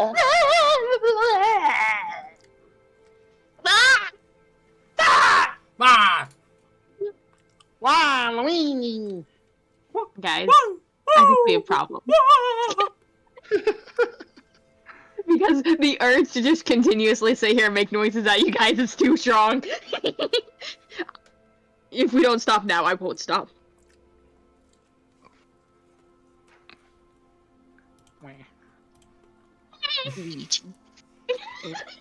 Fuck you. Alright, well. I have food, but we are back. Alan, 7 plus 2. 9. Why? I love the fact that I can just ask you a random math question. It doesn't matter what the question is, and you're just like, answer. What? Or you attempt to solve it. It's great. Was that just like a social experiment to see if I would? Kind of. Oh my god.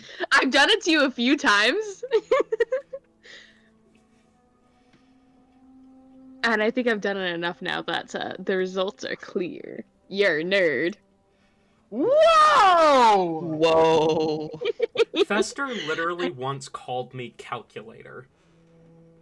Who did? Fester. Oh yeah, I I remember also that. did in the Hell's campaign. I was Yeah. like, calculator, what is this? Mm-hmm. Honestly, pop off. We I- love math nerds Like here. From Tori, it was funny. From Fester, it felt insulting. I don't know why. Calculator. Did you feel insulted? Pushing up glasses. Everything you do insults me. Push up glasses with the middle finger. No, because I unironically do that in public. Same. I usually do it with my knuckle. Your knuckle. Understand how that's Yeah. comfortable. Like, It's just like it's fist I to the work face. with like it's because I work with like fucking dust and stuff, and I don't want to get it on my glasses. It's usually on my At that fingers. point, just like head smash your face into your arm. Yeah, that'll be a lot cleaner and more comfortable. Anyway. Rain. As the two of you leave the bar,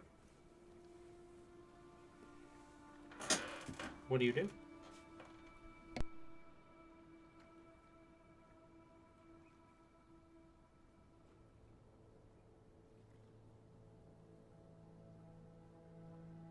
I took a bad moment. Wait, no, words. Fuck. Hold on. Sorry. I had a...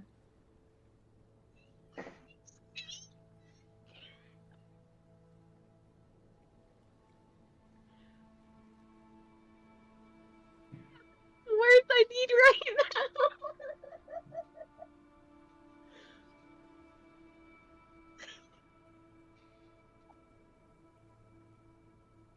I have the sentence I want to say, but I can't.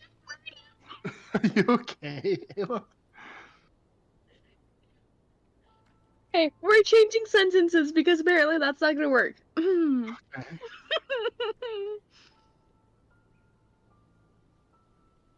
What are the words I'm looking for? Oh boy. Okay, it's gonna be that kind of night. Alright, while Rain lets Hyacinth venture off into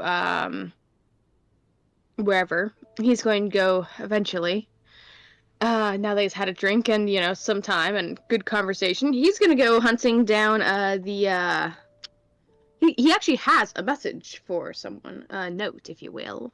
And on the back of that note has a more incriminating note. So,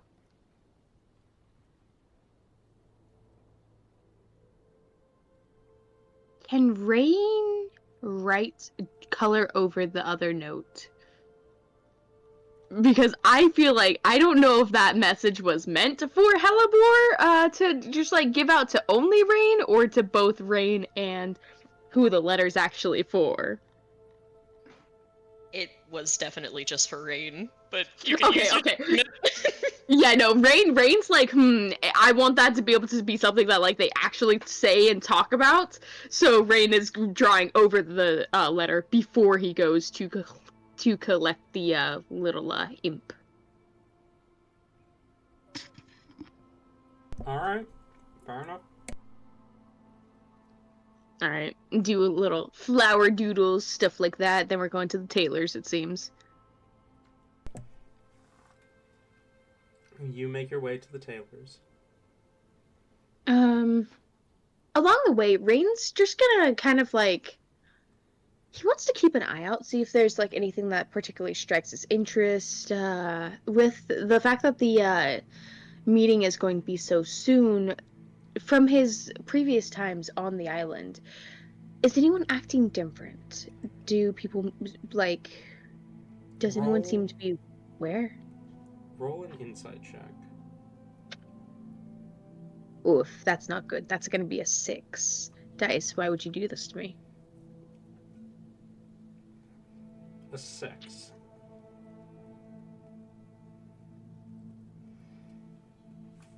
Yeah, it's kind of sad. You keep your eyes peeled, looking for any sign that people might be acting strange or weird or off. But you don't find any sign of strange activity as you make your way towards the tailors. That's the word I was looking for.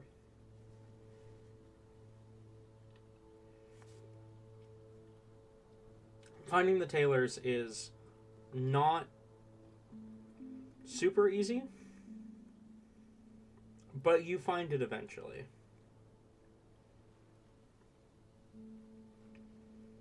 Entering inside,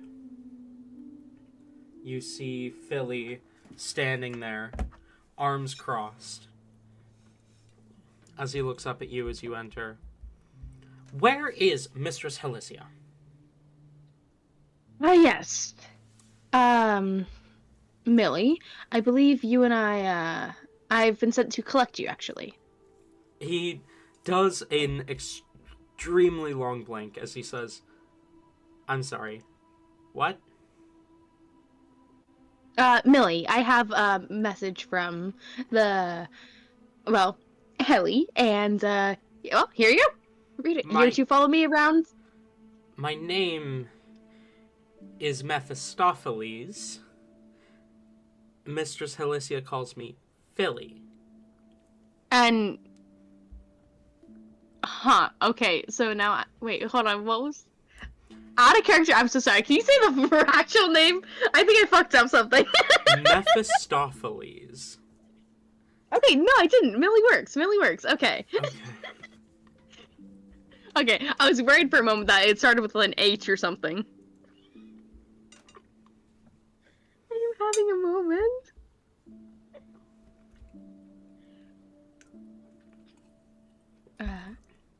Yeah. And so, because that was, their name for you, I was gonna see if you liked the name Millie.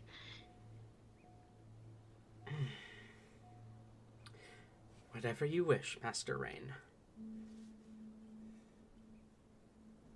Well, okay, now I feel bad. Do you not like that name? I could change. We can have a different name,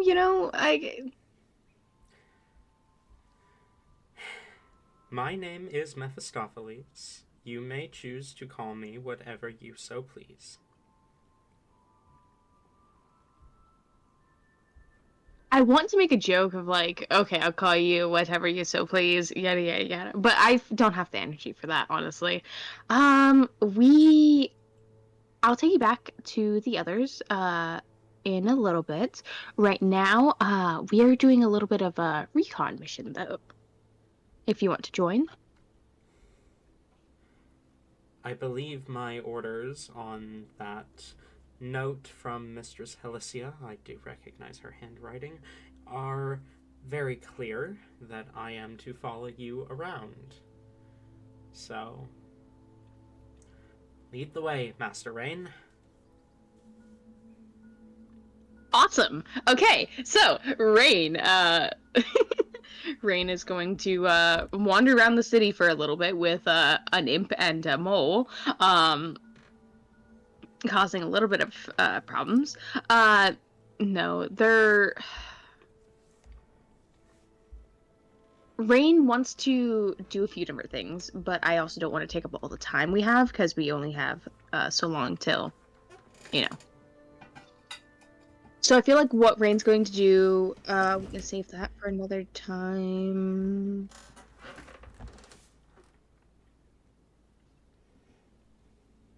Rain's going to go to places with high traffic, and he's just going to watch.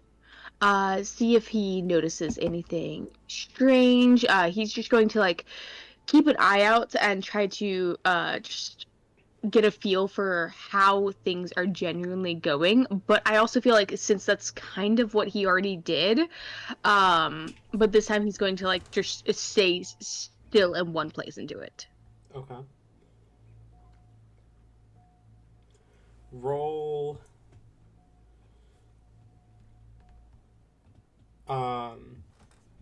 insight at advantage, because you have Philly looking out with you. And the mole. And the mole. That's gonna be a 14. I'm missing those high rolls. Okay. You look around.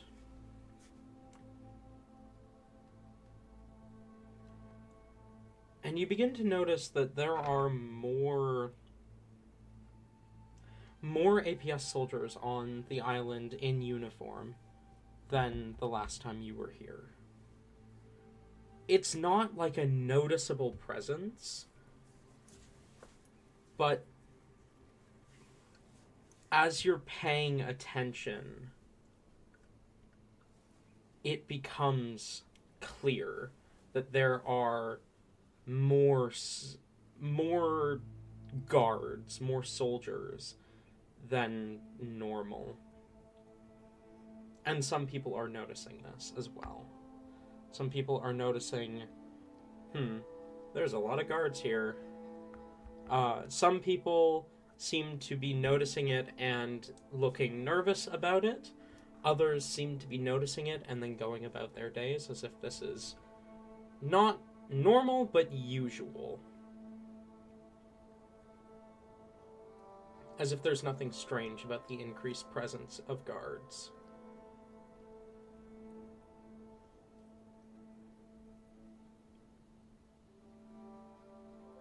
You see more people who seem to be decorated, bearing more signs of authority.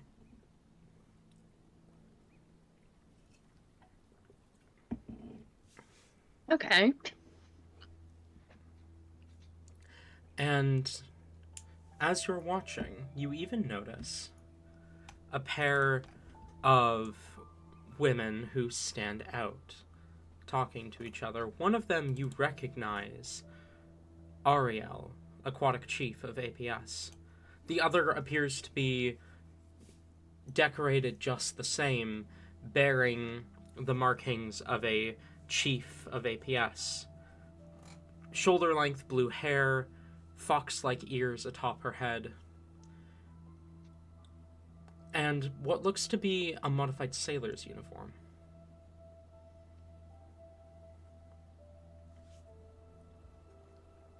It has genuinely been so long. I remember there was someone's ex that we were supposed to speak to at some point. Who was the ex? I believe Kiana was the ex, if I'm remembering correctly. Okay, because I'm I trying believe to it was the leader person that's only there whenever they have the meeting. Mm-hmm. Yes, that sounds right. Full sword, I think it was. Yeah, I'm gonna scroll through my notes real quick here. Okay, because I want that to be written down somewhere, just how we remember to talk about that. That way we don't have people hunting down Hellebore later on in the future. More people, at least, I should say. I mean, it's kind of out the window now. They already know. They threw her in prison for it. Cybele, High Huntress of the Harp Hunters. X is, yes, Elsword. You were correct, Tori.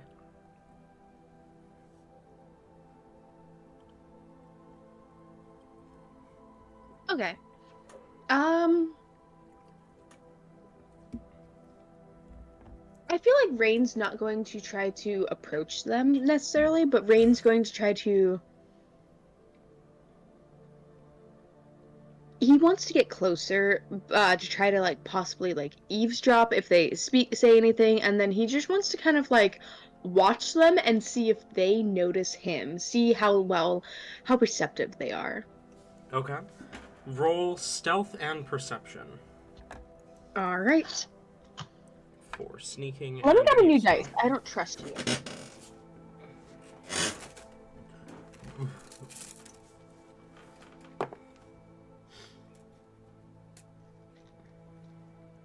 I have so many D12s, and I'm missing all my D20s. I think the cat is stealing my D20s.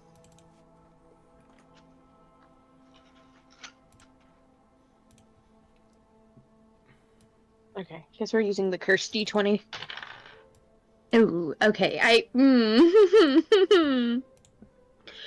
Which one did you want first? Give me your perception first. Okay, that's gonna be a 4. Okay. And the stealth is a 16. Okay.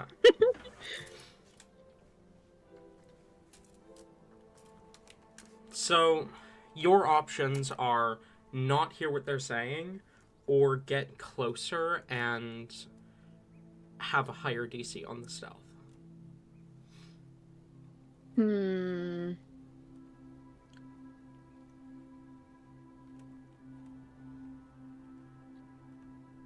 Because it was such a low perception roll, I feel like Rain is also like trying to test see like how perceptive these people are. So I feel like if he feels like okay, they're clearly not really noticing and I can't hear anything, he would try to move it closer. So he's gonna move it closer. Okay. As the two come into earshot, you begin to pick up what they're saying as the first one kind of says, I mean, I love this time of year, don't get me wrong. The wind in the back of my hair and all that, but I swear to you, Alwadden, it's so frustrating having to be on the island the whole month just because of one meeting. To which the blue-haired one chuckles and says, Ariel, it's part of our job, right? It's a performance review, it's an update, we go over the mission statement, and I mean, it's the only time that we ever actually meet with the captain. Surely you can't hate it. I mean, I don't hate it. It's just the island's a bit much sometimes. I live for the sea. You know that. Of course I do. So do I. But I mean, sometimes you have to be on land for a bit, right? Sure, you're overlooking most of our aquatic proceedings, but yeah, I know that I mean, fuck, part of my job is to be on land, but it's just, it's different, right? I could be out there saving lives, but I have to be here. Your people are more than capable, Ariel. I promise you, they are not going to be failing to save any lives without you. Alwadden, I know, but it's the principle of the matter. I'm a sailor. I'm not supposed to be on land this long. I feel like honestly, if they keep on droning on about this, Rain's going to like lose interest. Stop listening. Just as you are starting to lose interest, Alwadden speaks up. Did you hear? Apparently, someone's been stealing the fragments. The fragments? Yeah, you know those key things that we're given when we become chiefs? The, like, symbols of our authority or whatever? Why would someone be stealing them? It's not like they do anything. I don't know. Rindals and Hollies went missing recently. I just... Do you think we should be on guard? It's just some rusty key fragment that goes to some door that we've long forgotten. Probably some, like, basement holding a, like, old tome or something. I doubt they're important. Surely the captain would have told us to protect them more importantly, if they were important. Always the poet, Ariel. Shut up, you know what I mean. Yeah, I know what you mean. Isn't it weird that, like, some of the others go through so much to keep the keys hidden? I mean, if they're a ceremonial piece, why hide them. Holly hid theirs in the Shadowfell. Last I heard, Ariane's was stuffed away in his magnificent mansion. I don't know. I guess paranoia? I mean, if they were important, Kiana would absolutely be hiding his, and he always has it on his belt. That's true. Where do you think they go? I mean, seriously, what do you think happens if you put the key together? Put it back together, I mean. I don't know. Like I said, probably some basement under the island, or maybe it's something in the Citadel. Some old door that goes to some book of records or something that we've all forgotten about.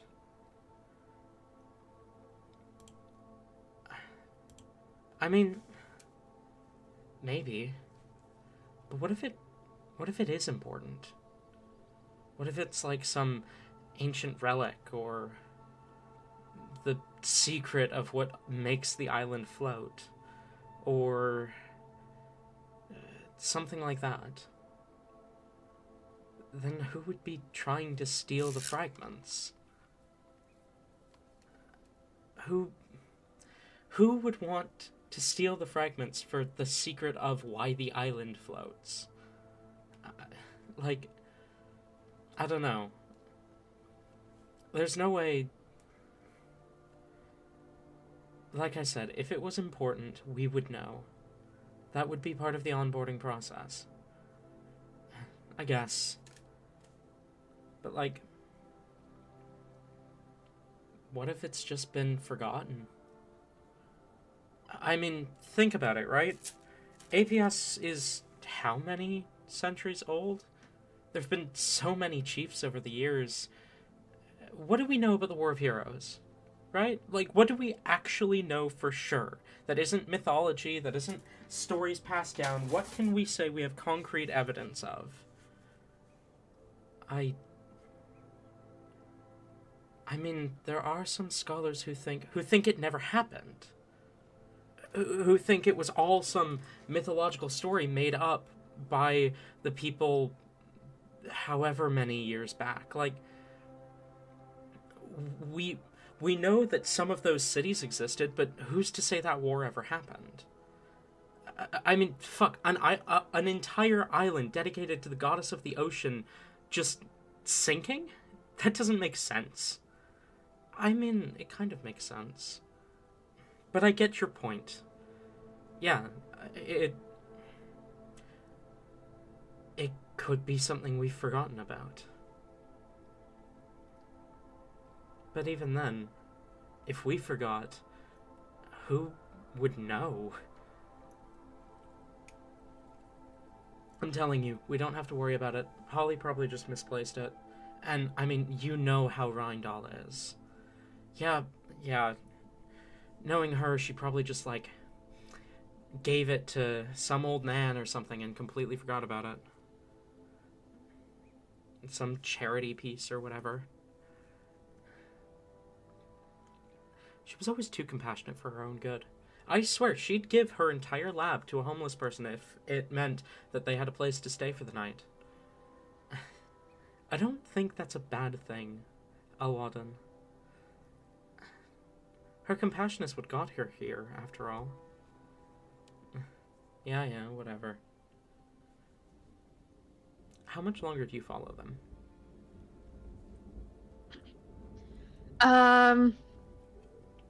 Well, where does it look like they're heading, actually? They appear to be walking towards the main building. Main building? Oh, if it's the main building, I feel like eventually Rain is going to kind of cut off and head a different direction. Okay, fair enough. Just because he doesn't want to be caught, snooping around the main building, yada, yada, yada. He is disguised and all that to the best of his abilities, but that's still sketchy. So he'll probably... I feel like this is about where he'll turn in and start heading home. Maybe go get another drink. Okay. He gets another drink and probably chats with Felix for like another 45 minutes before heading home. Okay. You make your way back and head to bed then? Yeah. Fair enough. Sleep takes you all, and morning comes shortly thereafter. Though the sleep is not dreamless, the dreams are not of significant note. They're just gay. Hella gay.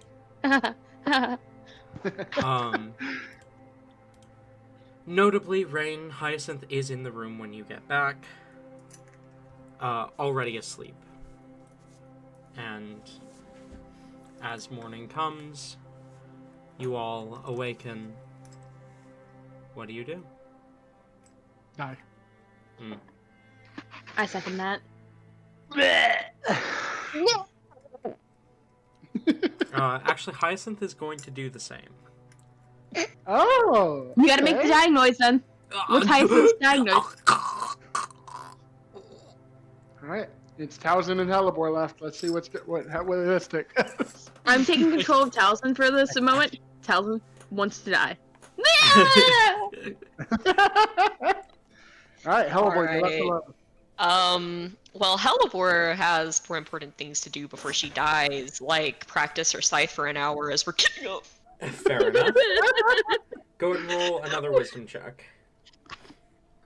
Oh, come on, maybe. I'm surprised you didn't say feast upon your comrades' dead bodies or anything. Oh, I thought that went without saying. Okay. I already tried that with Rain once or twice, so you know. That's a 21. Okay. I do have to ask, where are you practicing? In the room. It's apparently big enough to make a tiny hut, so... Mm-hmm. No, it's a fairly sizable room. I just wanted to know. I do think as soon as Helly wakes up, she checks her halo to make sure she still has fire. It is still burning, yes. Whew. Hellebore, as you're practicing, you do hear Hyacinth speak up as he kind of says, "You've been practicing non-stop with that thing, haven't you?" You'll know proficiency! You're getting very close. Oh my god! Dude, I've been hearing this. Tori, Alrighty. You know how long it would take to learn a weapon? Yeah, but like, you know... Especially if you're now teaching yourself. Yeah, but it's over. Look, proficiency doesn't necessarily mean that you know how to use it properly, just that you were experienced with it.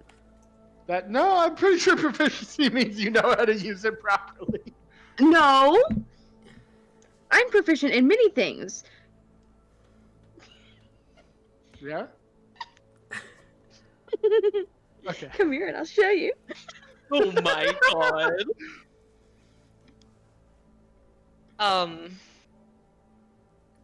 Alright.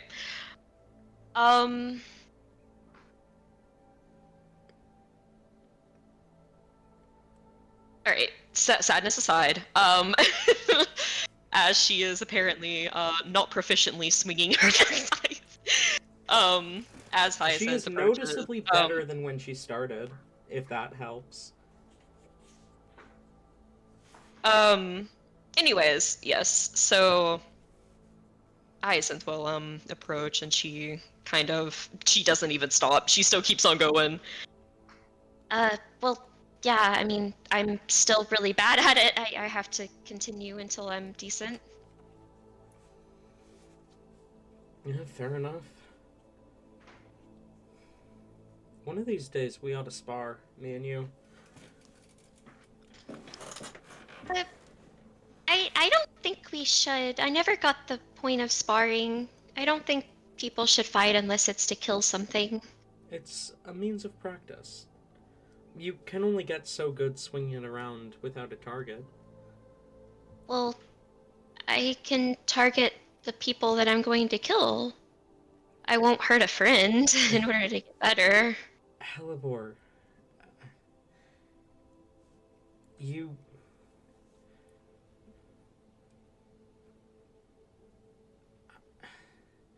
I appreciate the sentiment, but if you were to...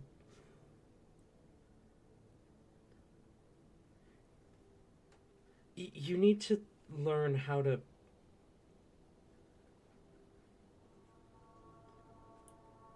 You need to learn how to fight in a controlled scenario, surrounded by people who you know aren't going to kill you if you mess up. Why? The only point of fighting is to kill things. Otherwise, why would I do it? I'm not saying that you're wrong about that. But if you fight to kill something,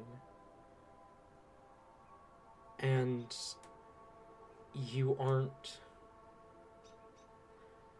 practiced at protecting yourself,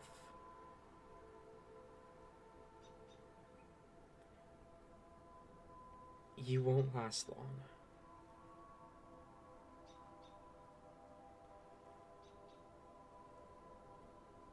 Uh, I, I guess. I, I don't know. I don't really see the point of it. I mean, I know there are like, animals that fight amongst themselves for play or for territory and whatnot, but I don't really think that's for me. I don't see the purpose of it. I mean, I've seen people like, do things like that or like, the spar thing, but it just seems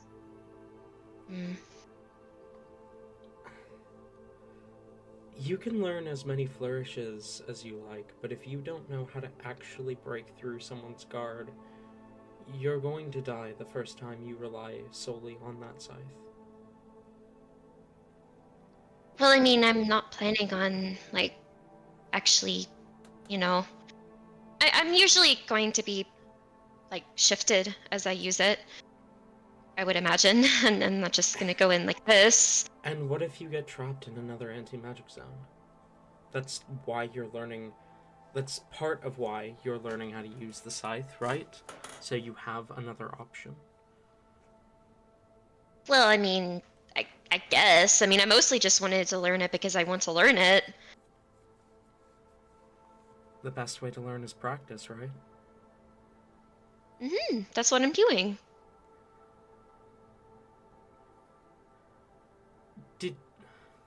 Did your mother teach you magic through drawing sigils on the ground, or did she teach you magic through doing? Using it, casting the spells? I mean, I learned through doing, but I never did that to hurt anything. Not intentionally. I know, but just stay with me for a second. You can swing the scythe around all you want, learn as many flourishes, dance around with it as best you can, but you're still just drawing the sigils. You're still just writing the theory. Right? You're just meditating, connecting with nature. You're not actually casting the spells. Practicing alone versus sparring with others are two very different experiences. Sparring with others, you feel the adrenaline of combat. You learn how to break through an opponent's guard. If you don't know how to guard, if you don't know how to get around another's guard, all your flourishes will not save you from an experienced fighter.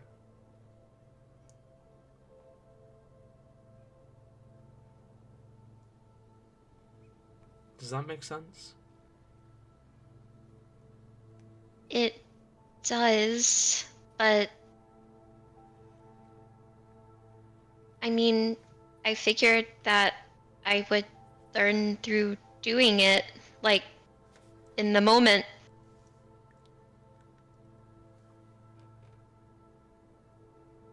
Like, you know, like there's no better way to learn than being like, wow, this person is going to kill me unless I kill them first. But, you know, You're not completely wrong in that belief. There is no teacher like true experience.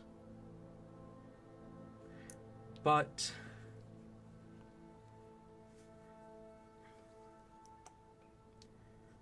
the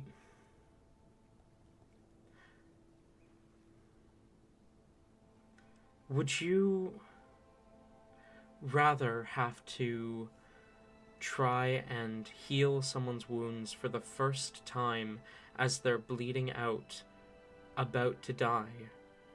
Or would you rather have practiced healing smaller scrapes before? not if I have to cause those scrapes in order to heal them.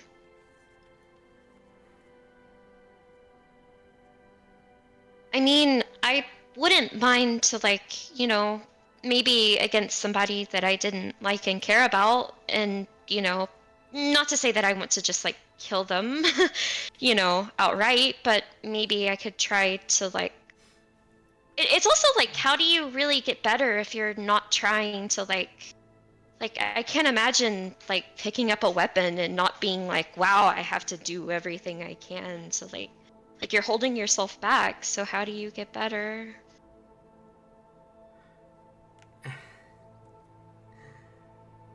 You are...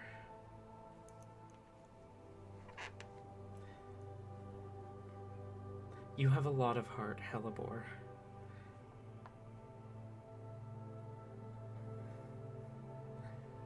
But sometimes I wonder if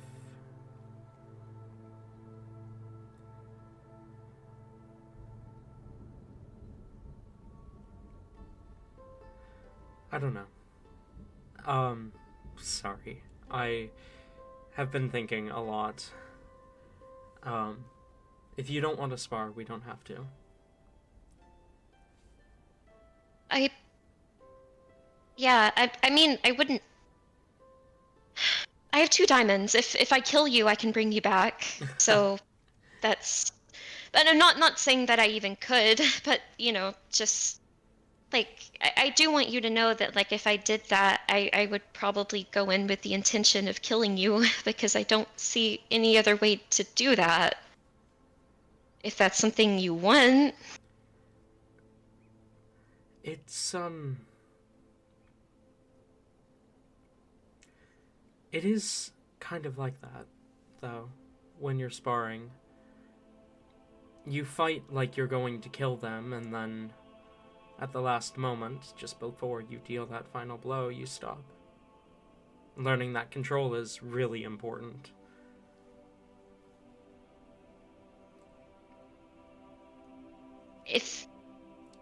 If you actually think it would help, then I guess that would be okay. Not right now. We'll have this conversation again later.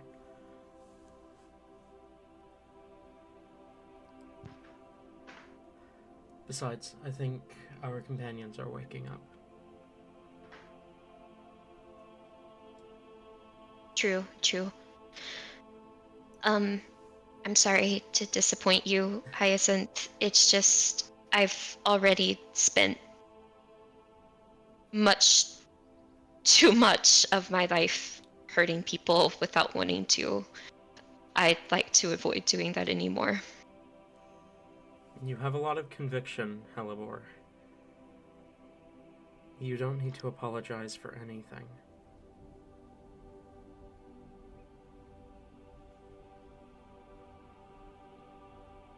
She gets back to swinging. Alright. Okay. What was say the second thing that Helly does when she wakes up after checking her fire is checking to see if they still have the soul crystals. The soul crystals have not been stolen.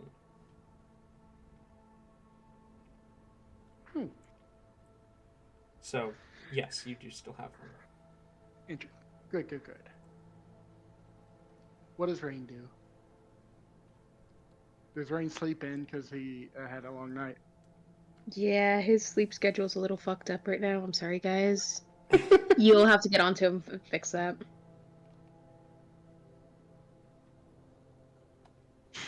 All right, I wake up, Rain. Oh, that's fucked up. That's fucked up, buddy. You don't just do that to someone. You don't just do that. Okay.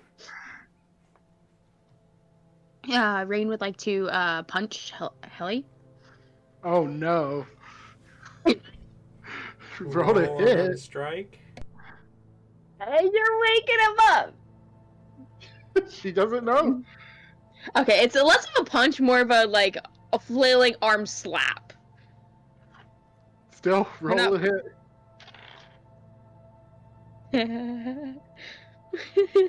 That's gonna be sad and pathetic. What? Oh What is boy. Hold on 1 second. I gotta that's spells. Hold on. I'm in the wrong area. Tell me. Does a 14 hit? Nope. And I feel like once again Helly doesn't even like attempt to stop it. It's just like a small part of her barrier tattoo lights up and stops it. What's going on? Well, it's morning. It's time to wake up. Come on, silly. Oh. Alright. And I will put the soulbound crystals down and say, Helly, which do we want to do first? Which one's more important? I don't know if I can summon Dee Dee without one. I could try, but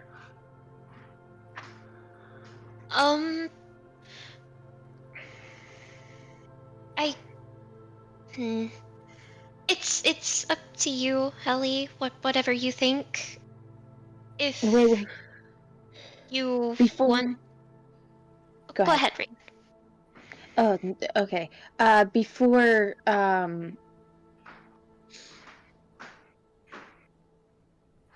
sorry, still waking up. Before you do anything with the crystals, you should try to summon them first, and if it doesn't work, then use the crystal, no?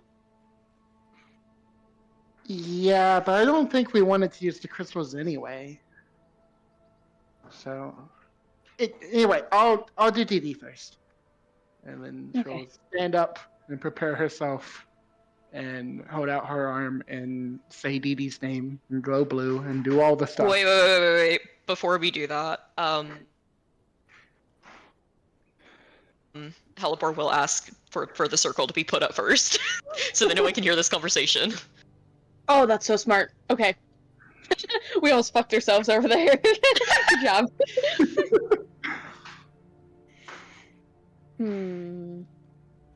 Rain is going to get up, like, stretch, be like, okay. Give me a couple minutes, set up then. And he's gonna go clean up a little bit, because he can't just do magic first thing in the morning. Oh my god, guys. Okay. I give him, like, 5 minutes, and he's, got the circle set up. Alright. So the circle is up now? Mm-hmm. Then I'll do the whole thing with summoning Dee Dee. Lish kebab. Which, I don't know if I properly described it before. I've described how some of the demons and devils appear. Dee Dee appears in like a flash of light. It's very quick. Yeah. There is a flash of celestial light, and you see the familiar Holophant. Hi. Hey, Dee Dee. Dee Dee, this is Rainy. Mm-hmm. This is Tally Mark. Mm-hmm. And this is my girlfriend, Helly. Oh, hi. It's nice to meet you. I'm Dina or Dee Dee. Nice to meet all of you, actually. What about him? Looks over at Hyacinth. All right. This is Haya. Hello. Hi. Hi. Um. So, what do you need? Hmm. Okay, first of all, I am extremely pleased to meet you. It is like a total honor. And can I pet you real quick? Oh, yeah, sure, yeah. She kind of Hellebore. flitters over to Hellebore. Hellebore does major crabby hands and is absolutely going to greedily start patting Dee Dee. Kind of like looking her over, like definitely making notes in her head. Um, Absolutely grinning ear to ear. Ooh. What do you use to clean your fur? It is exceptionally soft. Oh, holy water. Holy water. Oh! Do you like stick your trunk in it first and that makes it holy and then you bathe in it? No, all water in the celestial realms is holy. By default. Okay. I have like so many questions that I might want to ask you first because by the end of it you might not want to answer. Okay, so what's it like in the celestial realms? What does it look like? What's the preferred temperature? Like, you know, like the temperature that it normally is, or does it shift? Does it have seasons? Weather cycles. Is it ever stormy? Is it ever snowy? Or is it like a solid thing all the time? Um, the weather depends on where you are, I guess, which domain, right? Because if you're in the domain of Aestus, the summer goddess, it's always sunny and warm, but if you're in the domain of Fremus, the winter god, it's usually snowy or at least cold. Um, but it's nice. I like it. I prefer the warmer domains personally. Like souls? Yeah, like Souls. That's where I used to work. Hmm. Hellebore physically shakes herself out of the sad face she was in the process of making, and then forces the smile back. Got it. So each has their own domain. Sort of. Um, the major gods all have their own domains, and then the minor gods have supplementary domains within the domains of the major gods that are closest related to them. Like Daynard, he has a minor domain within Nadarai's domain. Does that make sense? So, since, you know, you got kicked out with mother, did Soul let you back in? You see Soul often? Soul didn't let me back in. No. I I've been staying with some others who didn't fall, but were kind of shunned. We don't really live anywhere in particular. We kind of just wander. We have to move a lot sometimes. I think we have reached the limits of Helly's patience. She just, Dee is Soul alive! Uh,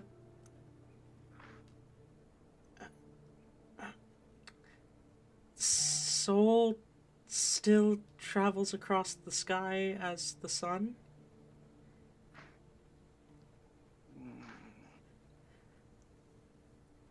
Hellebore gives a very sad look that's just like, this is telling, Ellie. Like, he just... Notably, Dee Dee does avert her gaze away from Hallie as she says this. Helly is like, not glaring, but like is staring intensely at Dee Dee.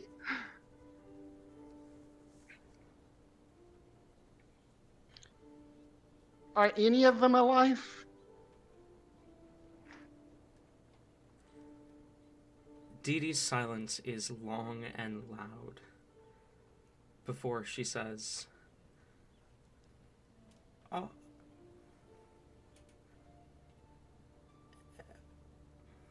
the um yes."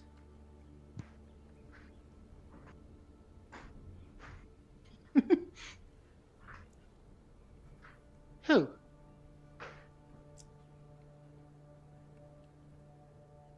Um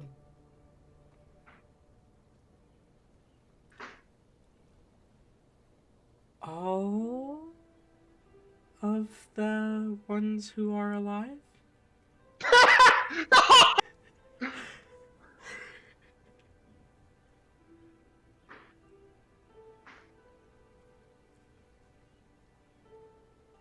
What? See, yeah, they're fine. Dee Dee doesn't lie, so. Dee Dee looks shocked and quickly has to hide the expression. Hellebore looks shocked and can't hide the expression. Um, I. Is that what you got out of that, Helly?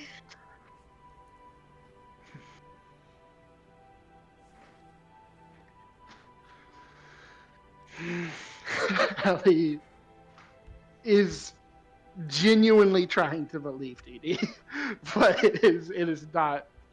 It is evident that it is not panning out that way as much as she is trying to.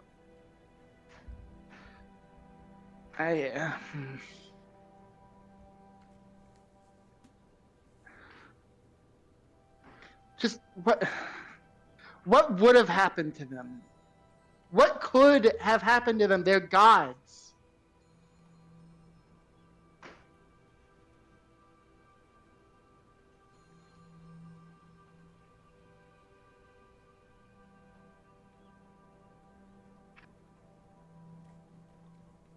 Hellebore is also averting her gaze. I just mean,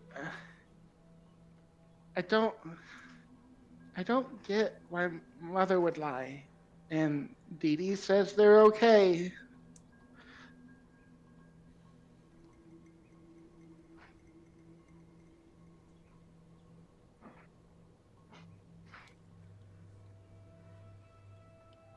I'm sorry, Dee Dee, to ask such unfortunate, questions of you. I know that it's probably not a very, easy topic at all, and I'm sorry if that hurt you in any way. Um, the reason we ask is, well, we know that they are.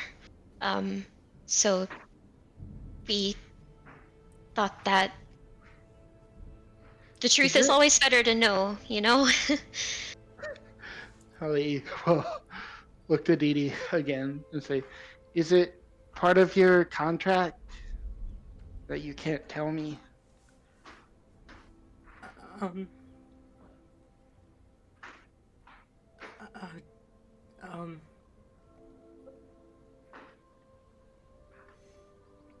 her eyes don't meet anyone as it becomes clearer and clearer that she is trying not to speak.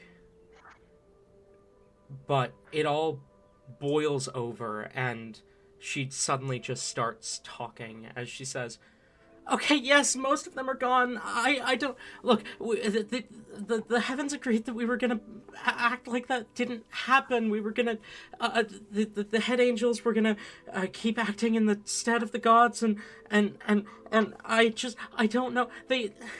I don't think they deserved it, but they weren't kind. They weren't nice, and the only one who might still be alive is Nebulous, but we don't even know. We know that someone's taking care of his domain, but we don't even know who it is."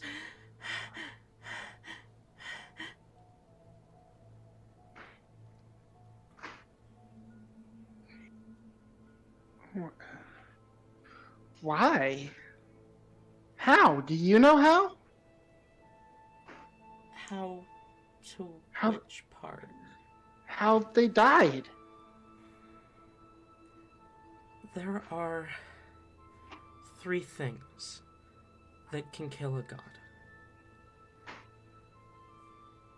Being forgotten is the easiest way to kill a god. If no one is able to worship a god, that god will cease to be. It is how a lot of the gods died between their birth and mortality's birth, is a lot of them were forgotten. Because at that time only angels had the capacity to worship. And angels could only worship the gods that created them. And some gods didn't have the power to make angels. The second way is to sever their tie to the dream realm.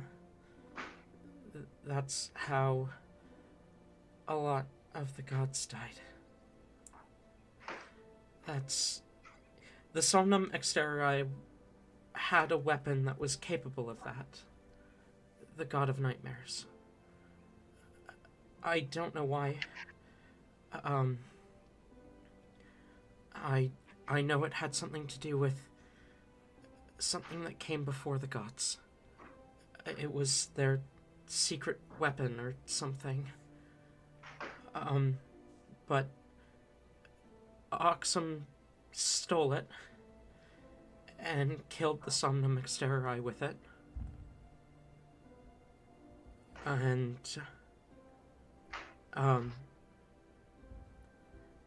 the third way is to stop their heart from beating, which is only possible with the power of a god. At first, this was only done by gods.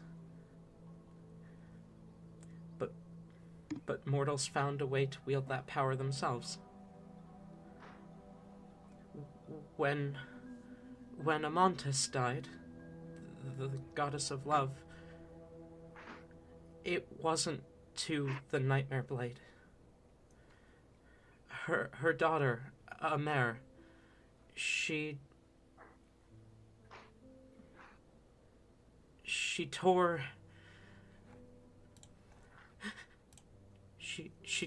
out her mother's rib.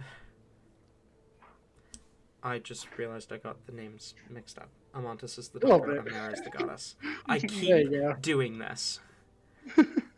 I keep doing this. Anyway. Amantis tore out her mother's rib and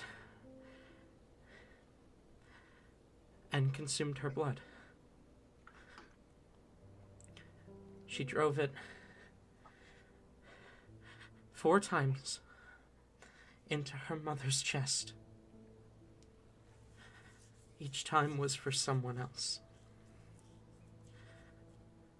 And then she realized her mother wasn't breathing. And the rib in her hand was glowing.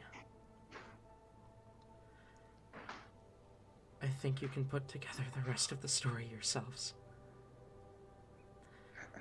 The power that glowed in her eyes, it hadn't been there before, but now I see it every time I come down to this plane. In the eyes of so many who hold power, even your friend. As she glances over at Hellebore. I think this is the first time Helly looks at Hellebore and truly understands what that means then. The power of a god running through their veins. No, that doesn't make sense. If they, that's parasite. They would be. I would know about them. I would see. They would be in hell. She shakes her head slightly.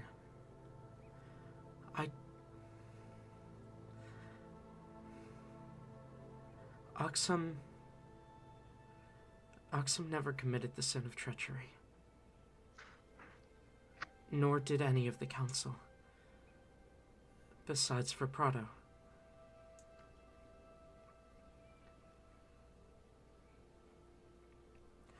But even then, Prado atoned for that sin.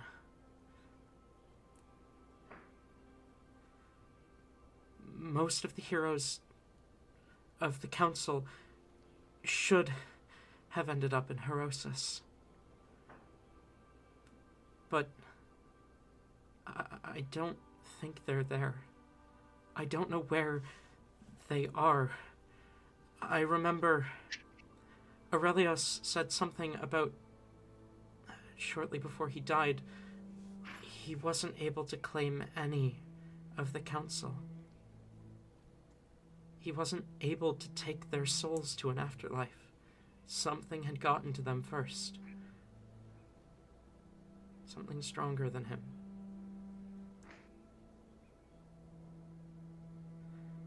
But most of the council's loyalty was never to the gods. It was to mortality. And by the time the war came around, they had to choose.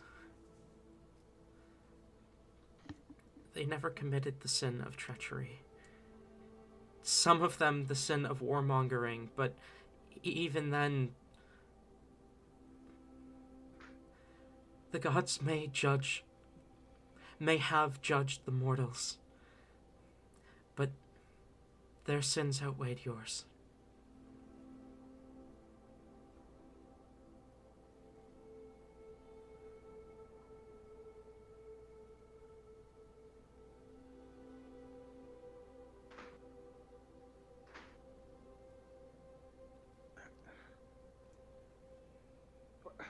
Why? I don't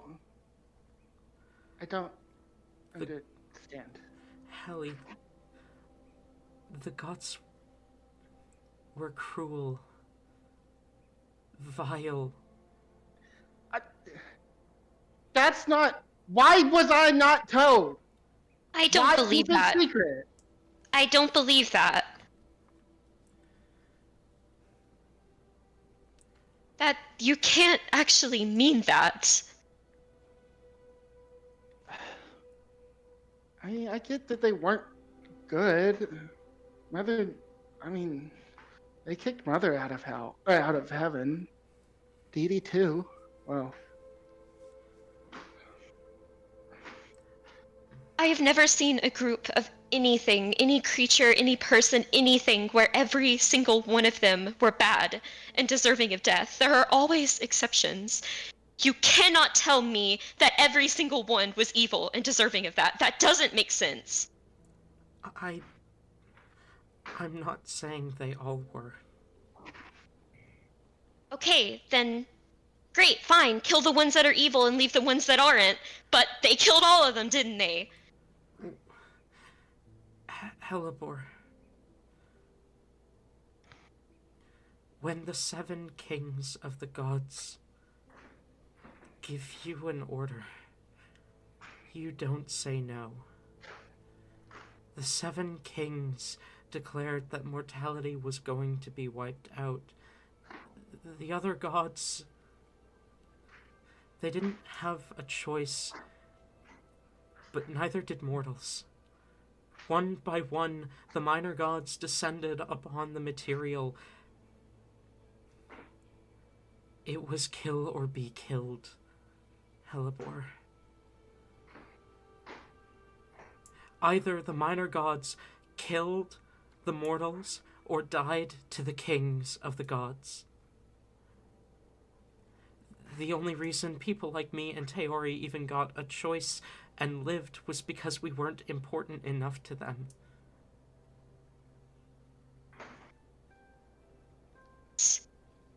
That doesn't make any sense. Why would they even... Why? The kings had grown tired. They had their fun, but they knew what would happen if a generation got too powerful. They thought they'd learned from their ancestors' mistakes. From their forefathers. They sent dragons to destroy mortality, and then kept sending monsters to slaughter them. But mortality kept fighting back, and in trying to eliminate the mortals, the gods spelled their own demise. When Oxum declared war, Creshalis ordered that no one be left alive. And anyone who sympathized with the mortals would suffer the same fate. The gods who weren't vile didn't have a choice. And I think if Creshalis had gotten his way, he would have even killed the divine defenders. In the end, they were mortal, just the same as everyone else. I don't think he cared. He only let them live so long because they were helping. But in the end, I think he would have killed them too. They were helping for a reason. They were helping for a reason. You can't tell me that there wasn't a reason that they were helping. There Like, it was. couldn't have been that, like, you know? The shadow gods, they...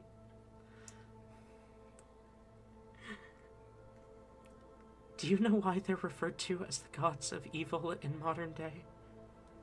Malcertus and his offspring? Because the shadow gods had empathy for mortals. They're branded as villains because they stood against Creshalis' indiscriminate genocide. Half of the shadow gods who were struck down were done so by gods themselves. Some of them died on the battlefield. Relapai, Malcertus, Yue, each cut down by a council member. But Demetais? Gertrude? Killed by gods.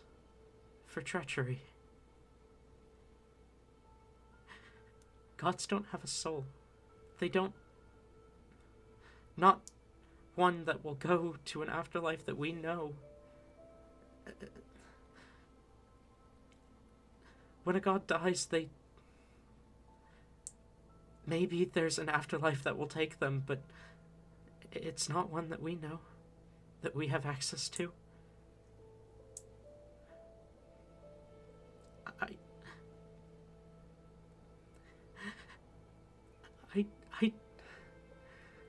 They weren't...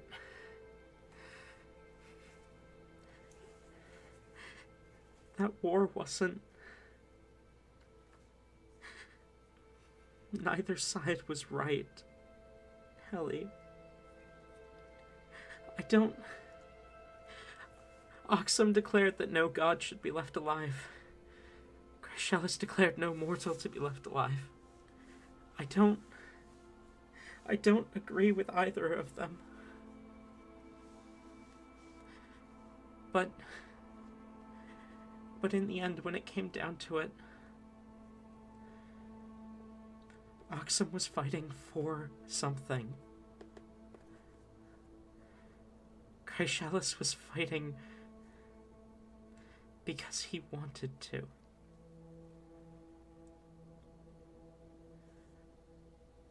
The war wouldn't have happened if the gods didn't start it. Oxum may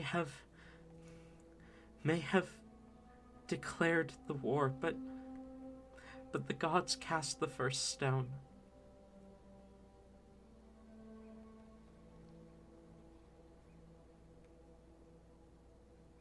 They were not kind. They were not benevolent.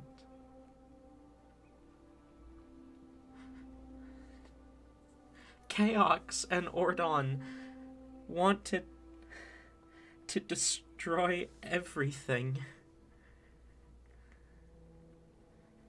Crashalis wanted command over everything. Sol slaughtered hundreds of his own followers, thousands of his own followers, the day he sunk Ocean's Isle.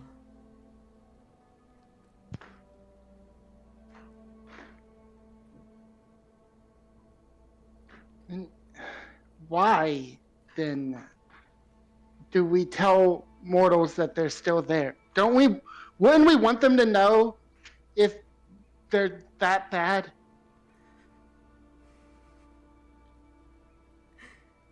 Do you want to know how the last of the council members died at the end of the war? It was Ardir. The last life taken before the war was over. He brought an army to the heavens, sought revenge for all of his brethren who had died, and tried to sit upon the throne of the God King. He was going to replace them, to do exactly what they had killed the gods for doing.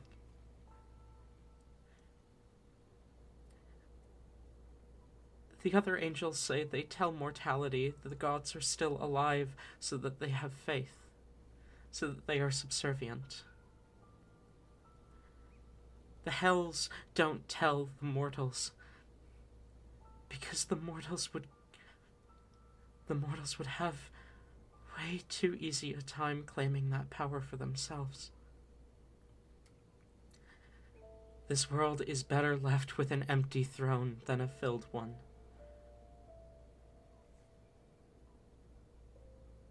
Because as soon as someone sits on that old throne, as soon as someone claims the seat of Crashalis,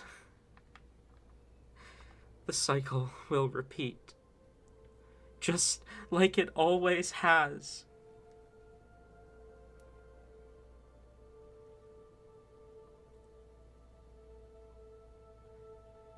I feel like Helly's heard enough. Like, she waves her hand and breaks the thing so that... And then immediately turns on Philly. Like, Philly is now getting all the anger.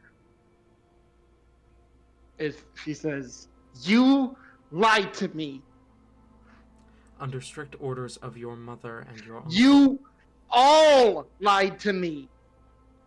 You are not good at keeping secrets, Lady Helicia. If you had known, you would have told someone."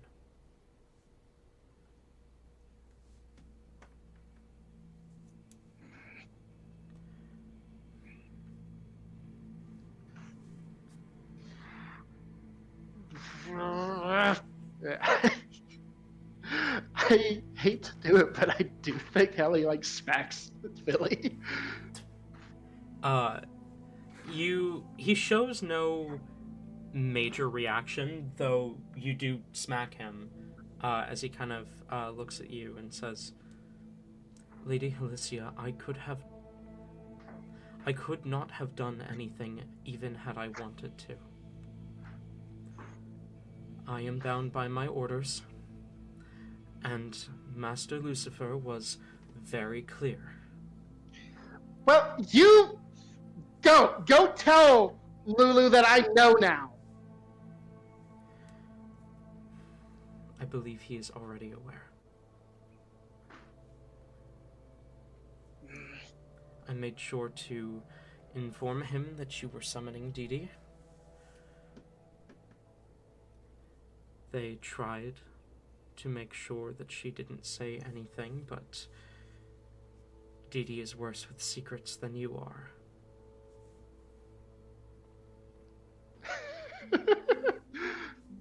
As soon as he says that, Ellie realizes she may have made a mistake.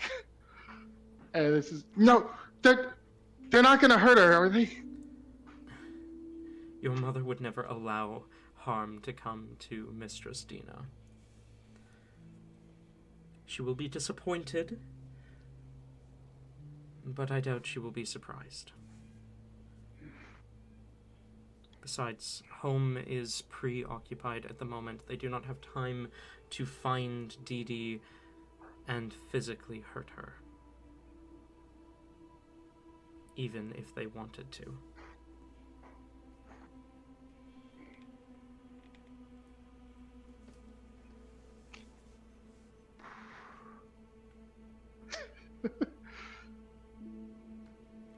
Ellie is thoughtful and then huffs and then looks to the party and says, well, I know now.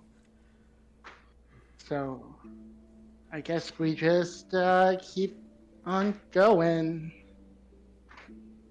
If it is any consolation, Princess Alicia, I did not meet your grandfather.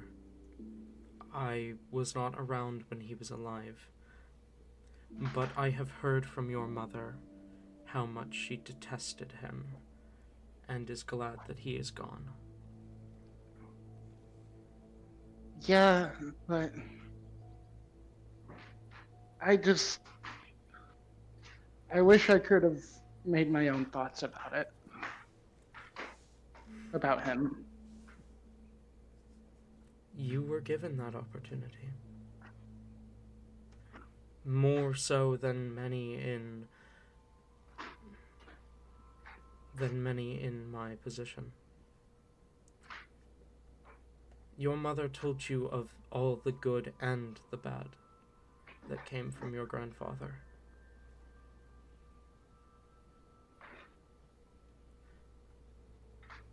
I do not know many stories of his kindness,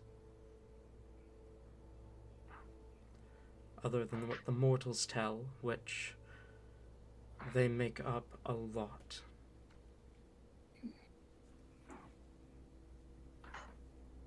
I mean, showed glance to Hellebore and say, if nothing else, he feeds plants. He does. All right. His light does still shine upon the mortal realm. Speaking of Hellebore. Oh my god. Would anyone have really been, like... I know it at least looks like Helly is predisposed and distracted at the moment. Is anyone else really looking at Hellebore? Hyacinth would definitely be paying attention to Hellebore. Rain. Ayla! Ayla, no. Sorry, I'm here. I'm having like 5 different conversations with artists right now. I'm so sorry. Okay. I know somewhat of what's going on. I'm like trying to keep an ear out. Why does Hellebore need Rain? Like, why does Rain need to be paying attention to Hellebore, though? I'm so sorry. Because it was just revealed how cruel the gods were. Okay, yeah, I do get that. Like, I was listening for that, how they fucking suck and we're killing people and, Mm-hmm. Yeah. Yeah, Alright. So at least Hyacinth won. Yes. Yeah.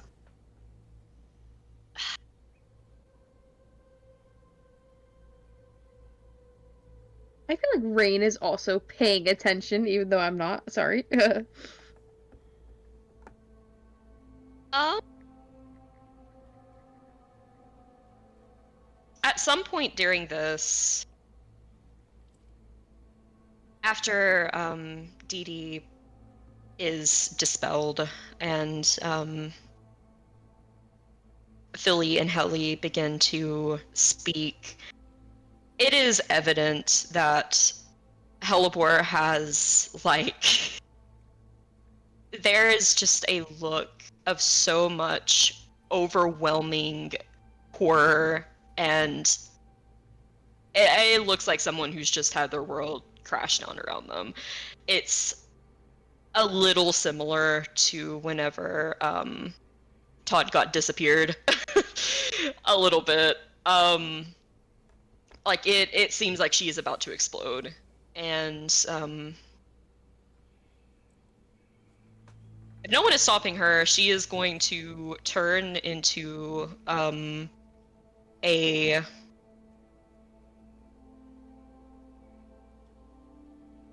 say a dragonfly because it's really fucking fast. Go under the door, and she's flying away. She is trying to get out of here. Hyacinth will follow. Oh. Yeah. Oh, okay. How does Helly look? Helly is way too focused on this conversation with Philly to notice that. Okay, noticing that. Ooh. I don't know. Ah, fuck. Okay. Noticing that Hyacinth is following Hellebore, Rain like makes a move to go, but then seeing that Hyacinth's going after, Rain is going to let Hyacinth handle that, and Rain's going to stay and monitor this situation. Fair enough. Well, I guess the last thing, now that I think about it, the last thing I said Helly does is look at Hellebore. So if she realizes Hellebore is not there, I guess she would notice, huh? Yep. So then there is a moment of where is Helly?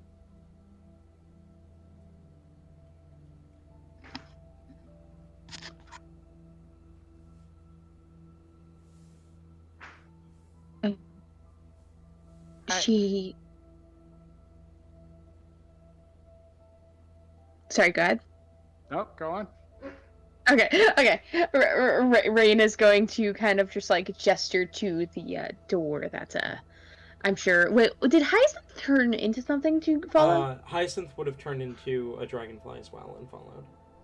Okay. So it wouldn't have been an obvious, oh my god, the door's opening or anything. Okay. I feel like Rain would have noticed Hyacinth leaving as well then. Still. As soon as you gesture towards the door, Helly is out. She is chasing after. Okay, guess Rain's following as well. Fair enough.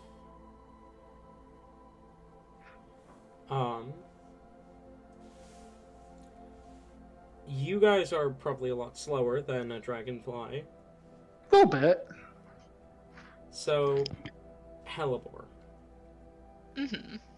You hurry out of the room.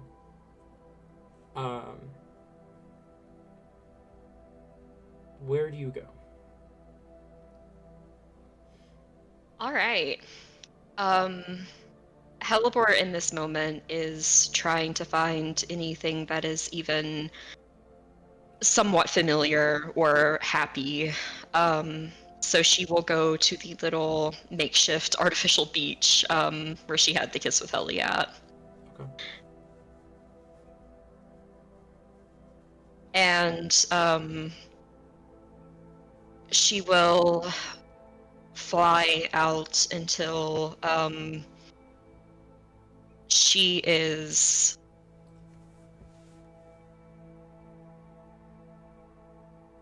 barely in the water, but enough where at least like part of her legs are in there whenever she transforms back, and she will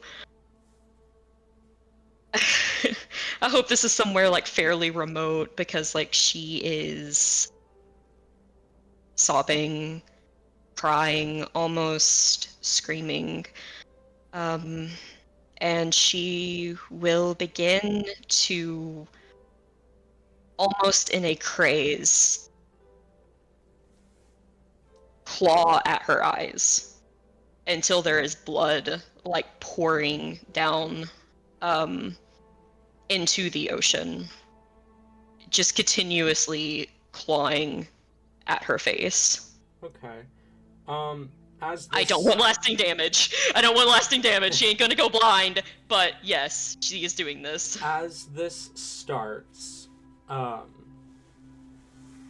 Hyacinth does drop out of his own wild shape, and kind of speaks up. Whoa, whoa, whoa, whoa, Hellebore. What are you doing? Don't. Don't even look at me. Don't. Just go. Not if you're going to hurt yourself. It wasn't supposed to be like this. It wasn't.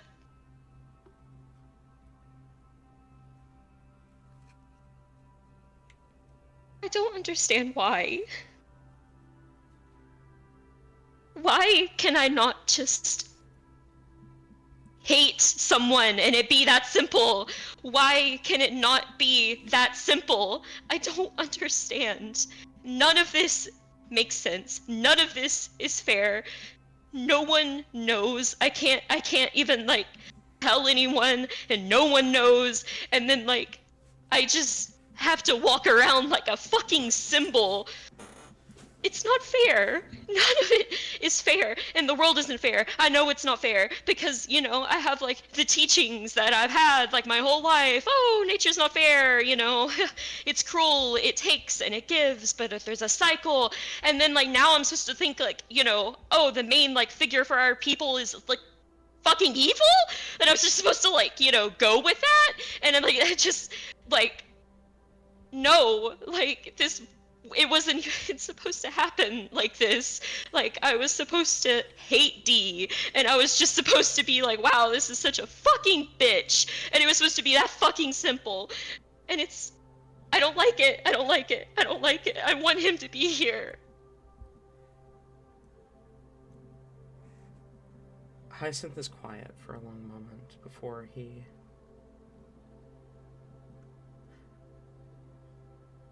I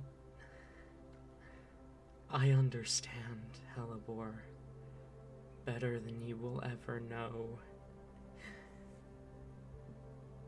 It's fucking stupid.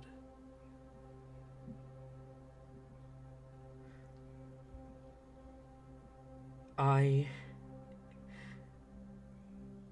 hate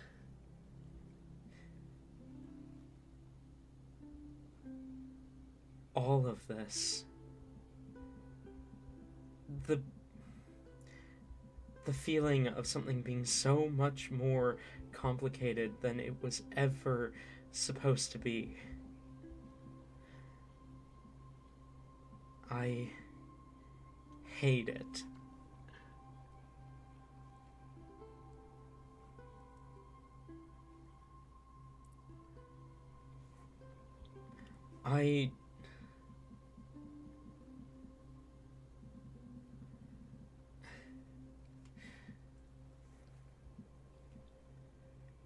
Can I tell you a story?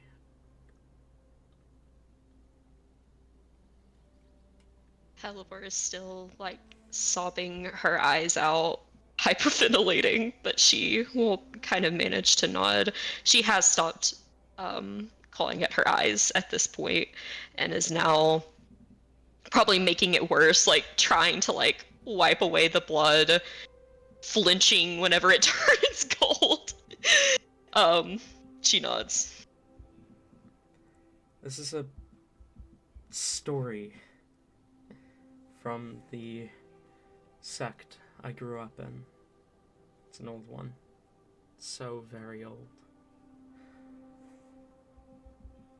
I doubt you'd know it. But it's the story of an old druid from ages long past. Once upon a time, there was a druid. He was raised by those who worked in shadows.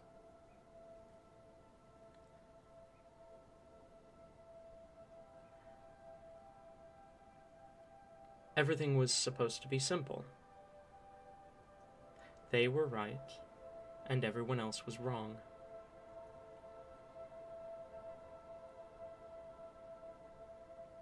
Until one day, one of the druids who didn't work in shadow came along. And he was so kind. He was so kind that it made the druid who worked in shadows confused. Because if he was right and they were wrong, then why was this one so kind to him? This other druid knew that he was one who worked in shadows, but he was kind anyway. It didn't make sense. It was supposed to be simple. They are wrong and we are right.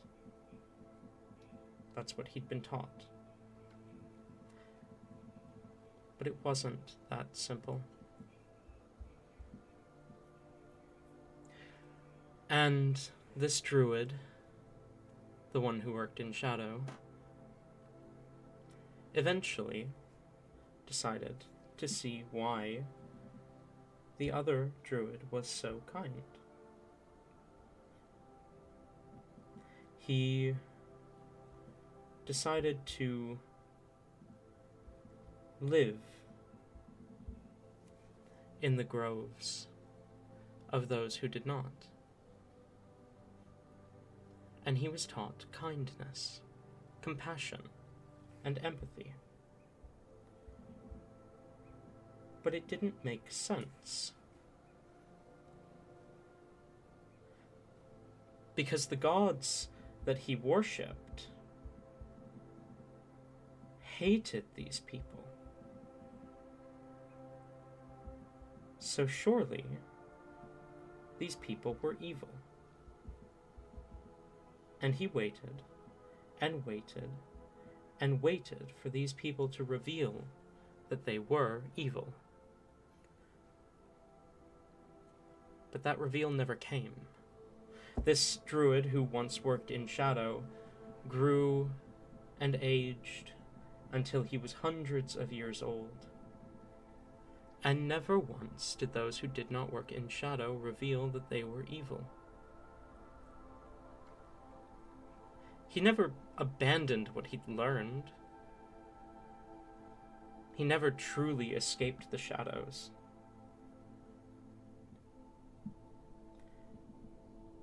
But the people who did not work in shadows didn't care. They didn't care that he used to work in shadows, that he still could not escape the shadows. They were kind to him, in spite of this, in spite of his history. And he did not know what to do. It didn't make sense, because it wasn't simple. It wasn't just an us versus them like he'd been raised to believe. It didn't make sense. Eventually he died, as all things do. And as he died, a crow came to him to take him to the next life. And he asked that crow why it didn't make sense. That crow smiled to him, and it told him in the kindest voice it could that no matter what you learned, no matter who you are, no matter what side you're on or what side you're told is the right side, you will never understand the true, full picture. That there are good people everywhere. That nothing makes sense, and that evil dictator you thought was just completely evil might have a loving family. Or those people that you were told were wrong, always wrong, were so kind. And as he was taken away by the crow, he was brought to an afterlife, where he met even more people that he'd been raised to believe were wrong, were evil, people that his God hated, and they were kind. Not all of them were kind. Some of them were downright evil, but many of them were kind.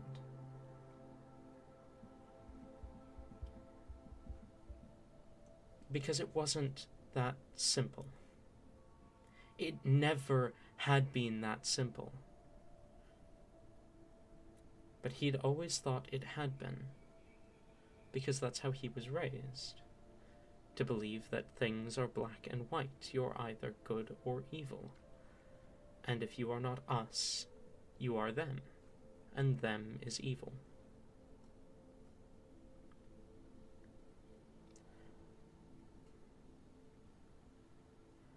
When I was first told this story, the thing that stood out to me the most was that the druid who had been raised in shadows was not brought to the hells.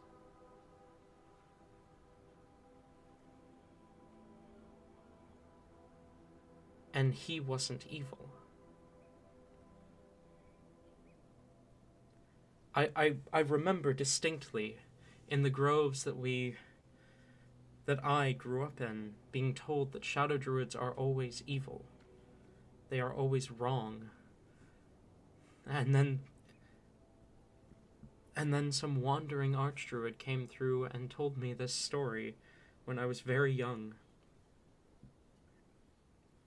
And I remember it being significant that the druid who worked in shadow wasn't evil. He wasn't wrong.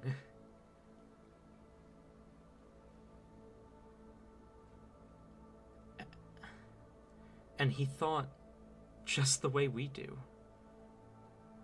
That it was supposed to be simple. That you could just hate people without knowing who they were.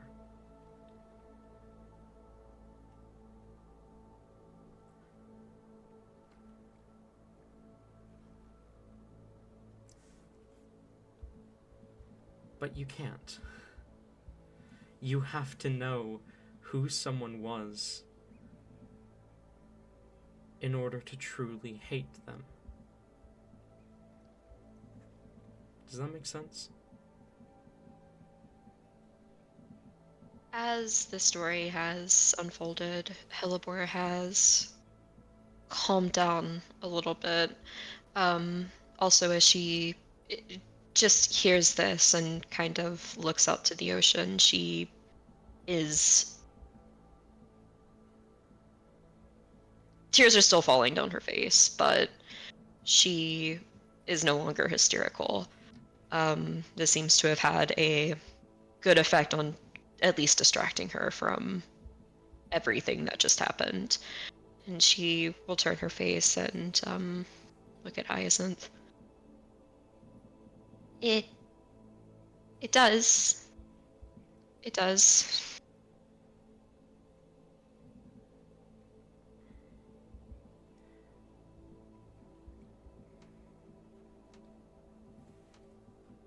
I understand what you're going through.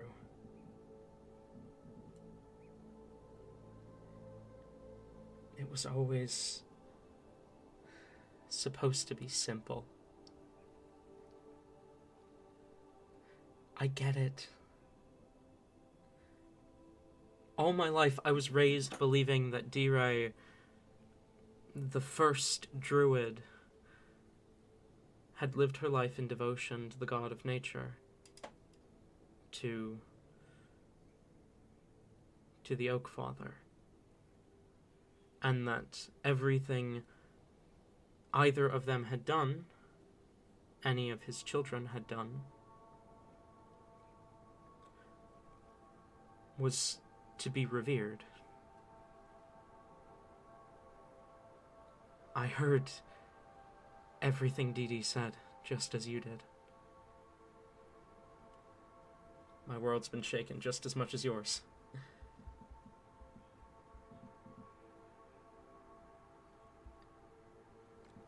But I couldn't help but think about that story when she was talking. Remember what I'd been taught about hate.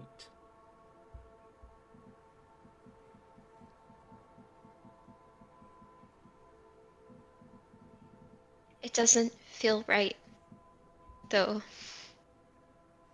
Knowing this, knowing that the people that everyone hates are not bad, that it's opposite, that it's flipped, and knowing there's not anything I can do about it. I disagree. I don't think it's opposite.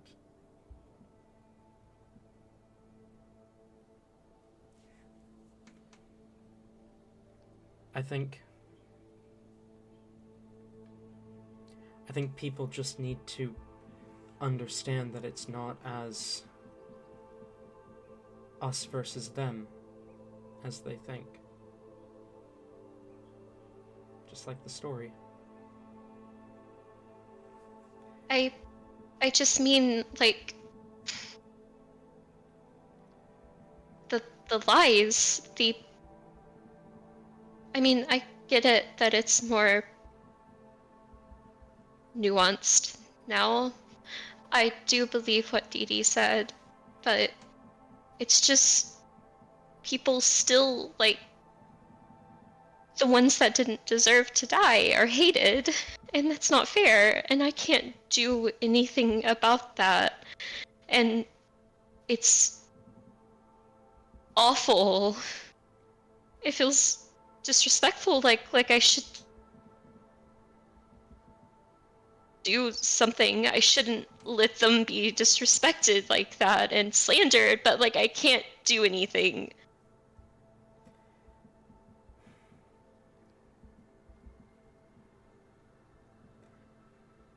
I get how you feel. You're right. It doesn't feel fair that they are remembered as villains. That it doesn't feel right.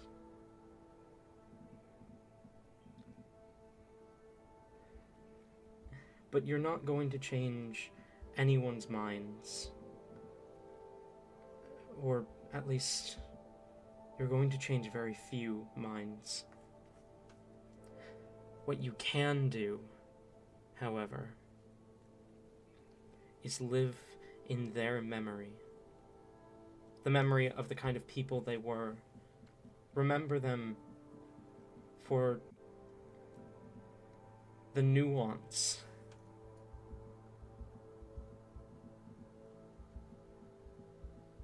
You don't have to love them. You don't have to hate them. But as long as you remember the nuance of the story.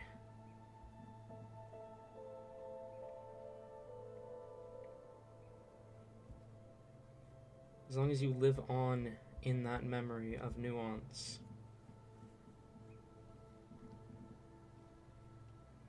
you're doing all you can, right?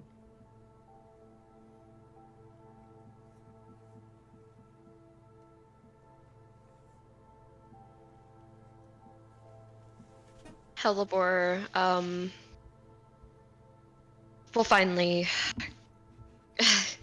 She gives the smallest of smiles, and turns her attention back to the ocean as she just kind of looks straight ahead. That's true. That's true. I want to be just like him after all, so I suppose I should start here. Him? Oh, no one in particular. I'll let you guess. You're a smart person, Hyacinth. I'm sure you can put two and two together.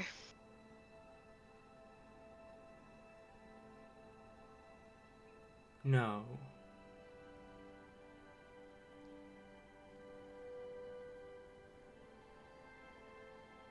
Hmm? You... Surely not.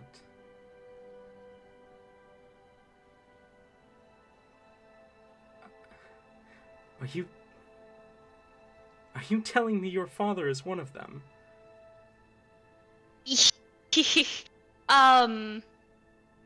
She like turns around and literally like puts a hand over his mouth.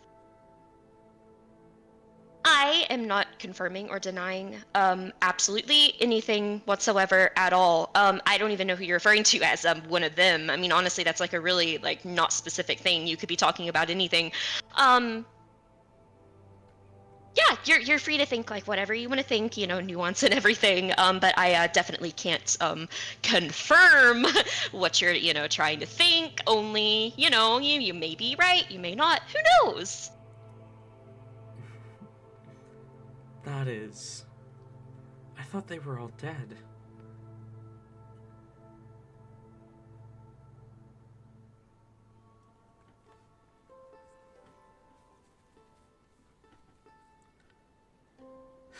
Well, either way, whatever unconfirmed suspicions that you may have, I do very much suggest that you keep that to yourself. Of course, of course. I won't say a word, Hellebore. Good, good. Really? Huh.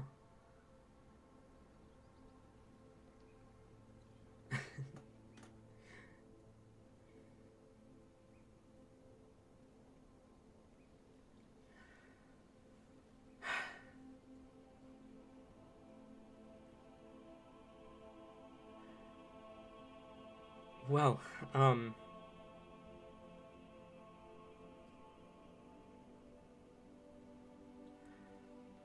should we stay out here for a while or go back to our friends? They're probably worried about us just disappearing without saying anything. Hellebore will kind of wipe a hand quickly like across her face as her very, you know, signature black shadowy vines kind of grow and die, healing up her wounds a bit and removing any traces of the prior scratching that occurred. And she'll smile. Yes, with all of the, you know, blood cleaned up and everything, it's like it never even happened. I still feel I might have made a fool of myself by running out of there, but yes, I think I'm as good as it's gonna get. Plus, I'm not the only one suffering right now. I'm sure. I mean, Helly just. Heliport literally slaps like a hand across her face. I am so selfish. She's probably. I mean, she like. I don't know. She thought he was a good person. Like, yeah. She needs help right now. I shouldn't even be out here. And she starts running back.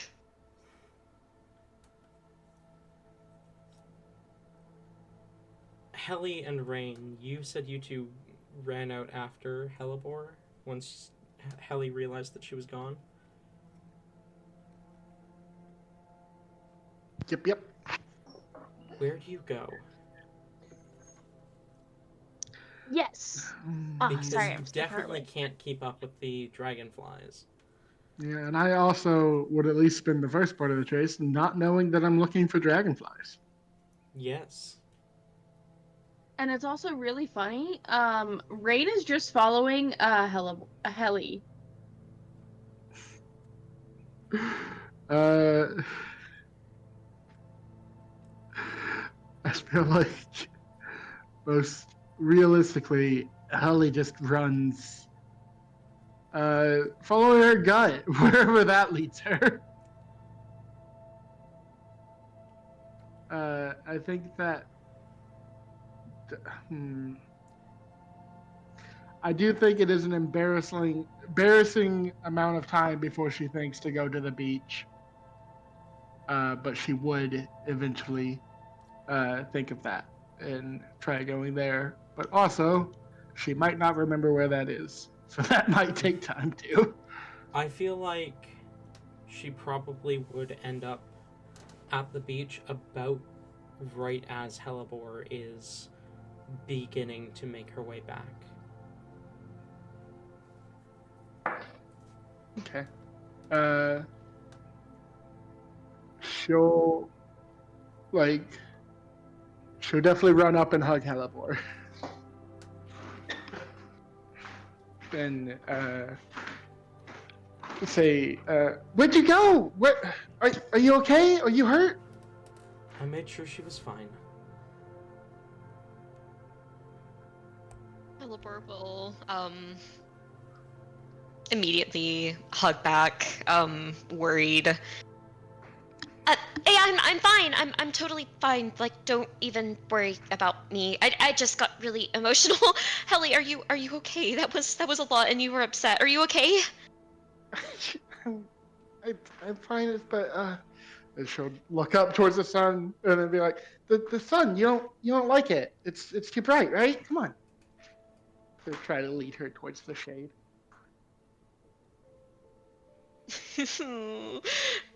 Heliport will she definitely won't fight it immediately, kind of easing up a little bit as she gets out of the sun.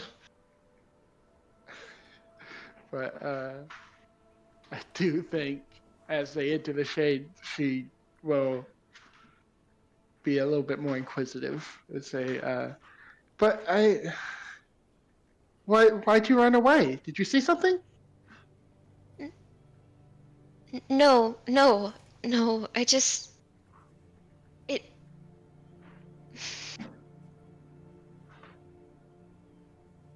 We shouldn't talk in specifics just because, and we need to keep our voice down. But it just wasn't.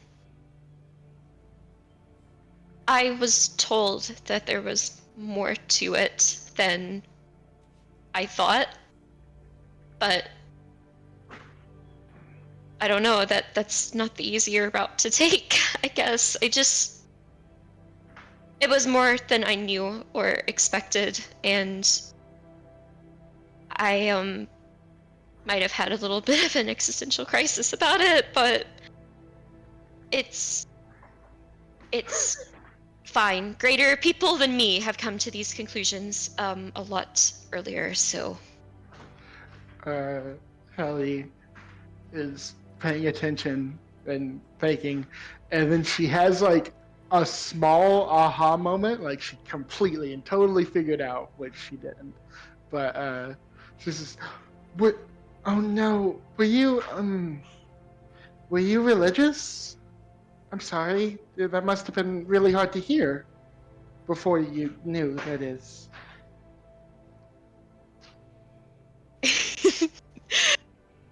I honestly feel like Helipor, oh my god, she actually laughs at that, like, quite a bit more than you would probably expect.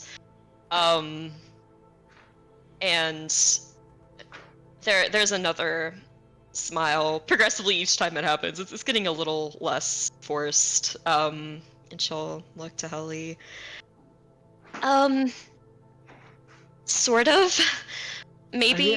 But, I mean, it only... Well... What I have been devoted to the most for all of my life is unchanged, and that's what matters. So, yeah, I guess I am religious, but, you know, part of it is still just as good as it was, so that's fine.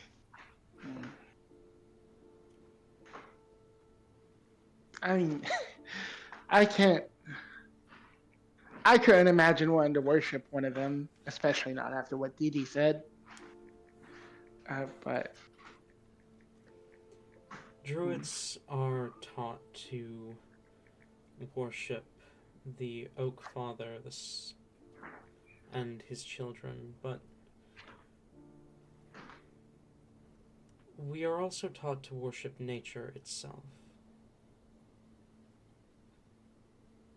So... yeah, I mean, to be frank, this regard is not about not worshiping the Oak Father. It's about disrespecting nature. Like, why? I don't understand why he needs to be part of it.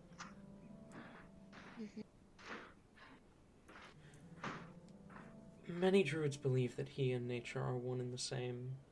Others believe that he granted us the power to commune with nature the way we do.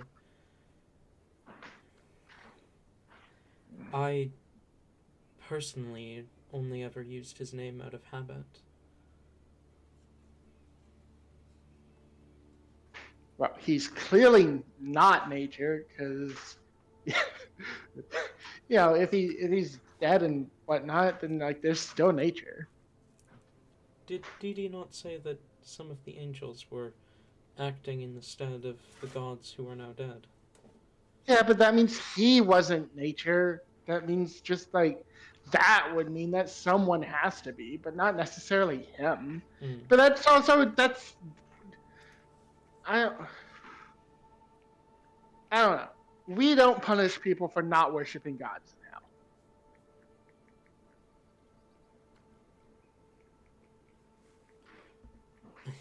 Fair enough. It's fine, really, Helly. You don't have to worry about that. I was much the same, Hyacinth. I was never particularly,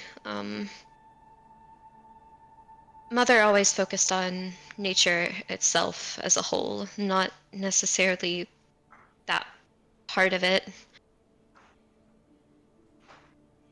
So, no, it doesn't matter.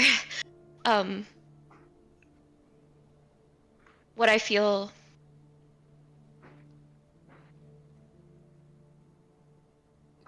It's unchanged. It's unchanged. It doesn't matter. My religious beliefs are unchanged. Yeah. It still sucks though. Like I'm glad. I mean, obviously the devils don't really like the gods, and like I'm glad to hear that that's mostly justified, but it sucks for the ones that weren't bad.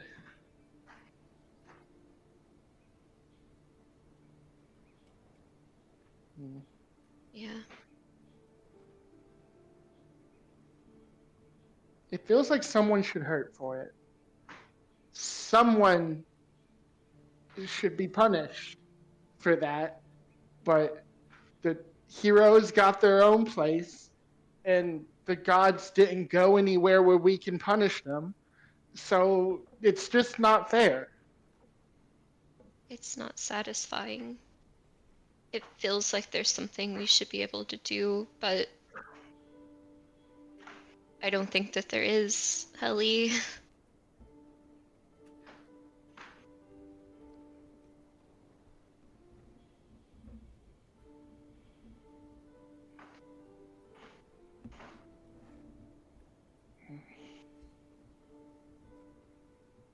I do have notes that I could show you. I need to revise them a little bit, but if you're really like interested in stuff, in honoring them. Helibor trying to convert at least her fucking religion. I do think Ellie kind of snorts because she thinks that is a joke. She's like honoring them. Not Helibor going through her entire journal and just scribbling out all the dad and grandfather. And just... Amazing. I don't think they should be honored just for, being up there and dying. People die all the time. But it still sucks.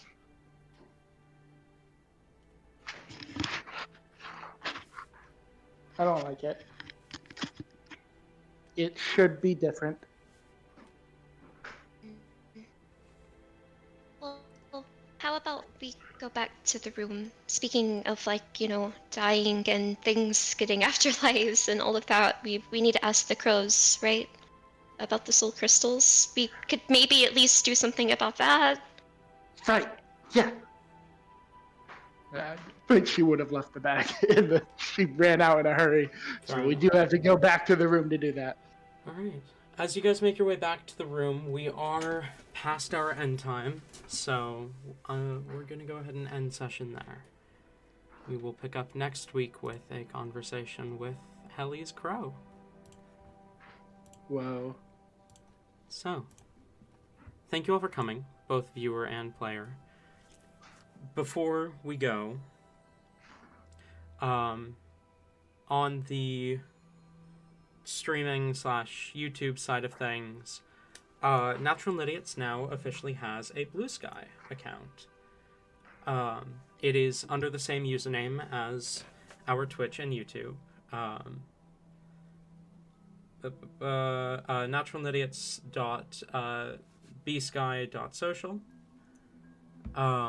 If you want to go and follow, you can get updates on cancellations and that kind of stuff, as well as I want to do little character profiles for the player characters of all 3 of the current ongoing Natural Idiots campaigns at some point, but I want to talk to the respective players about that, get them to help build that. Can we lie about mine? No. No, we cannot. I have a really funny character profile for Rain. If we do post a joke one, we're posting a real one as well. I mean, I'm just saying, looking at this date, April 1st is coming up. Oh, that's my God. True. But thank you all for watching.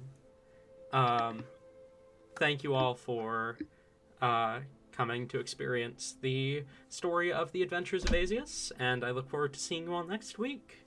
Goodbye.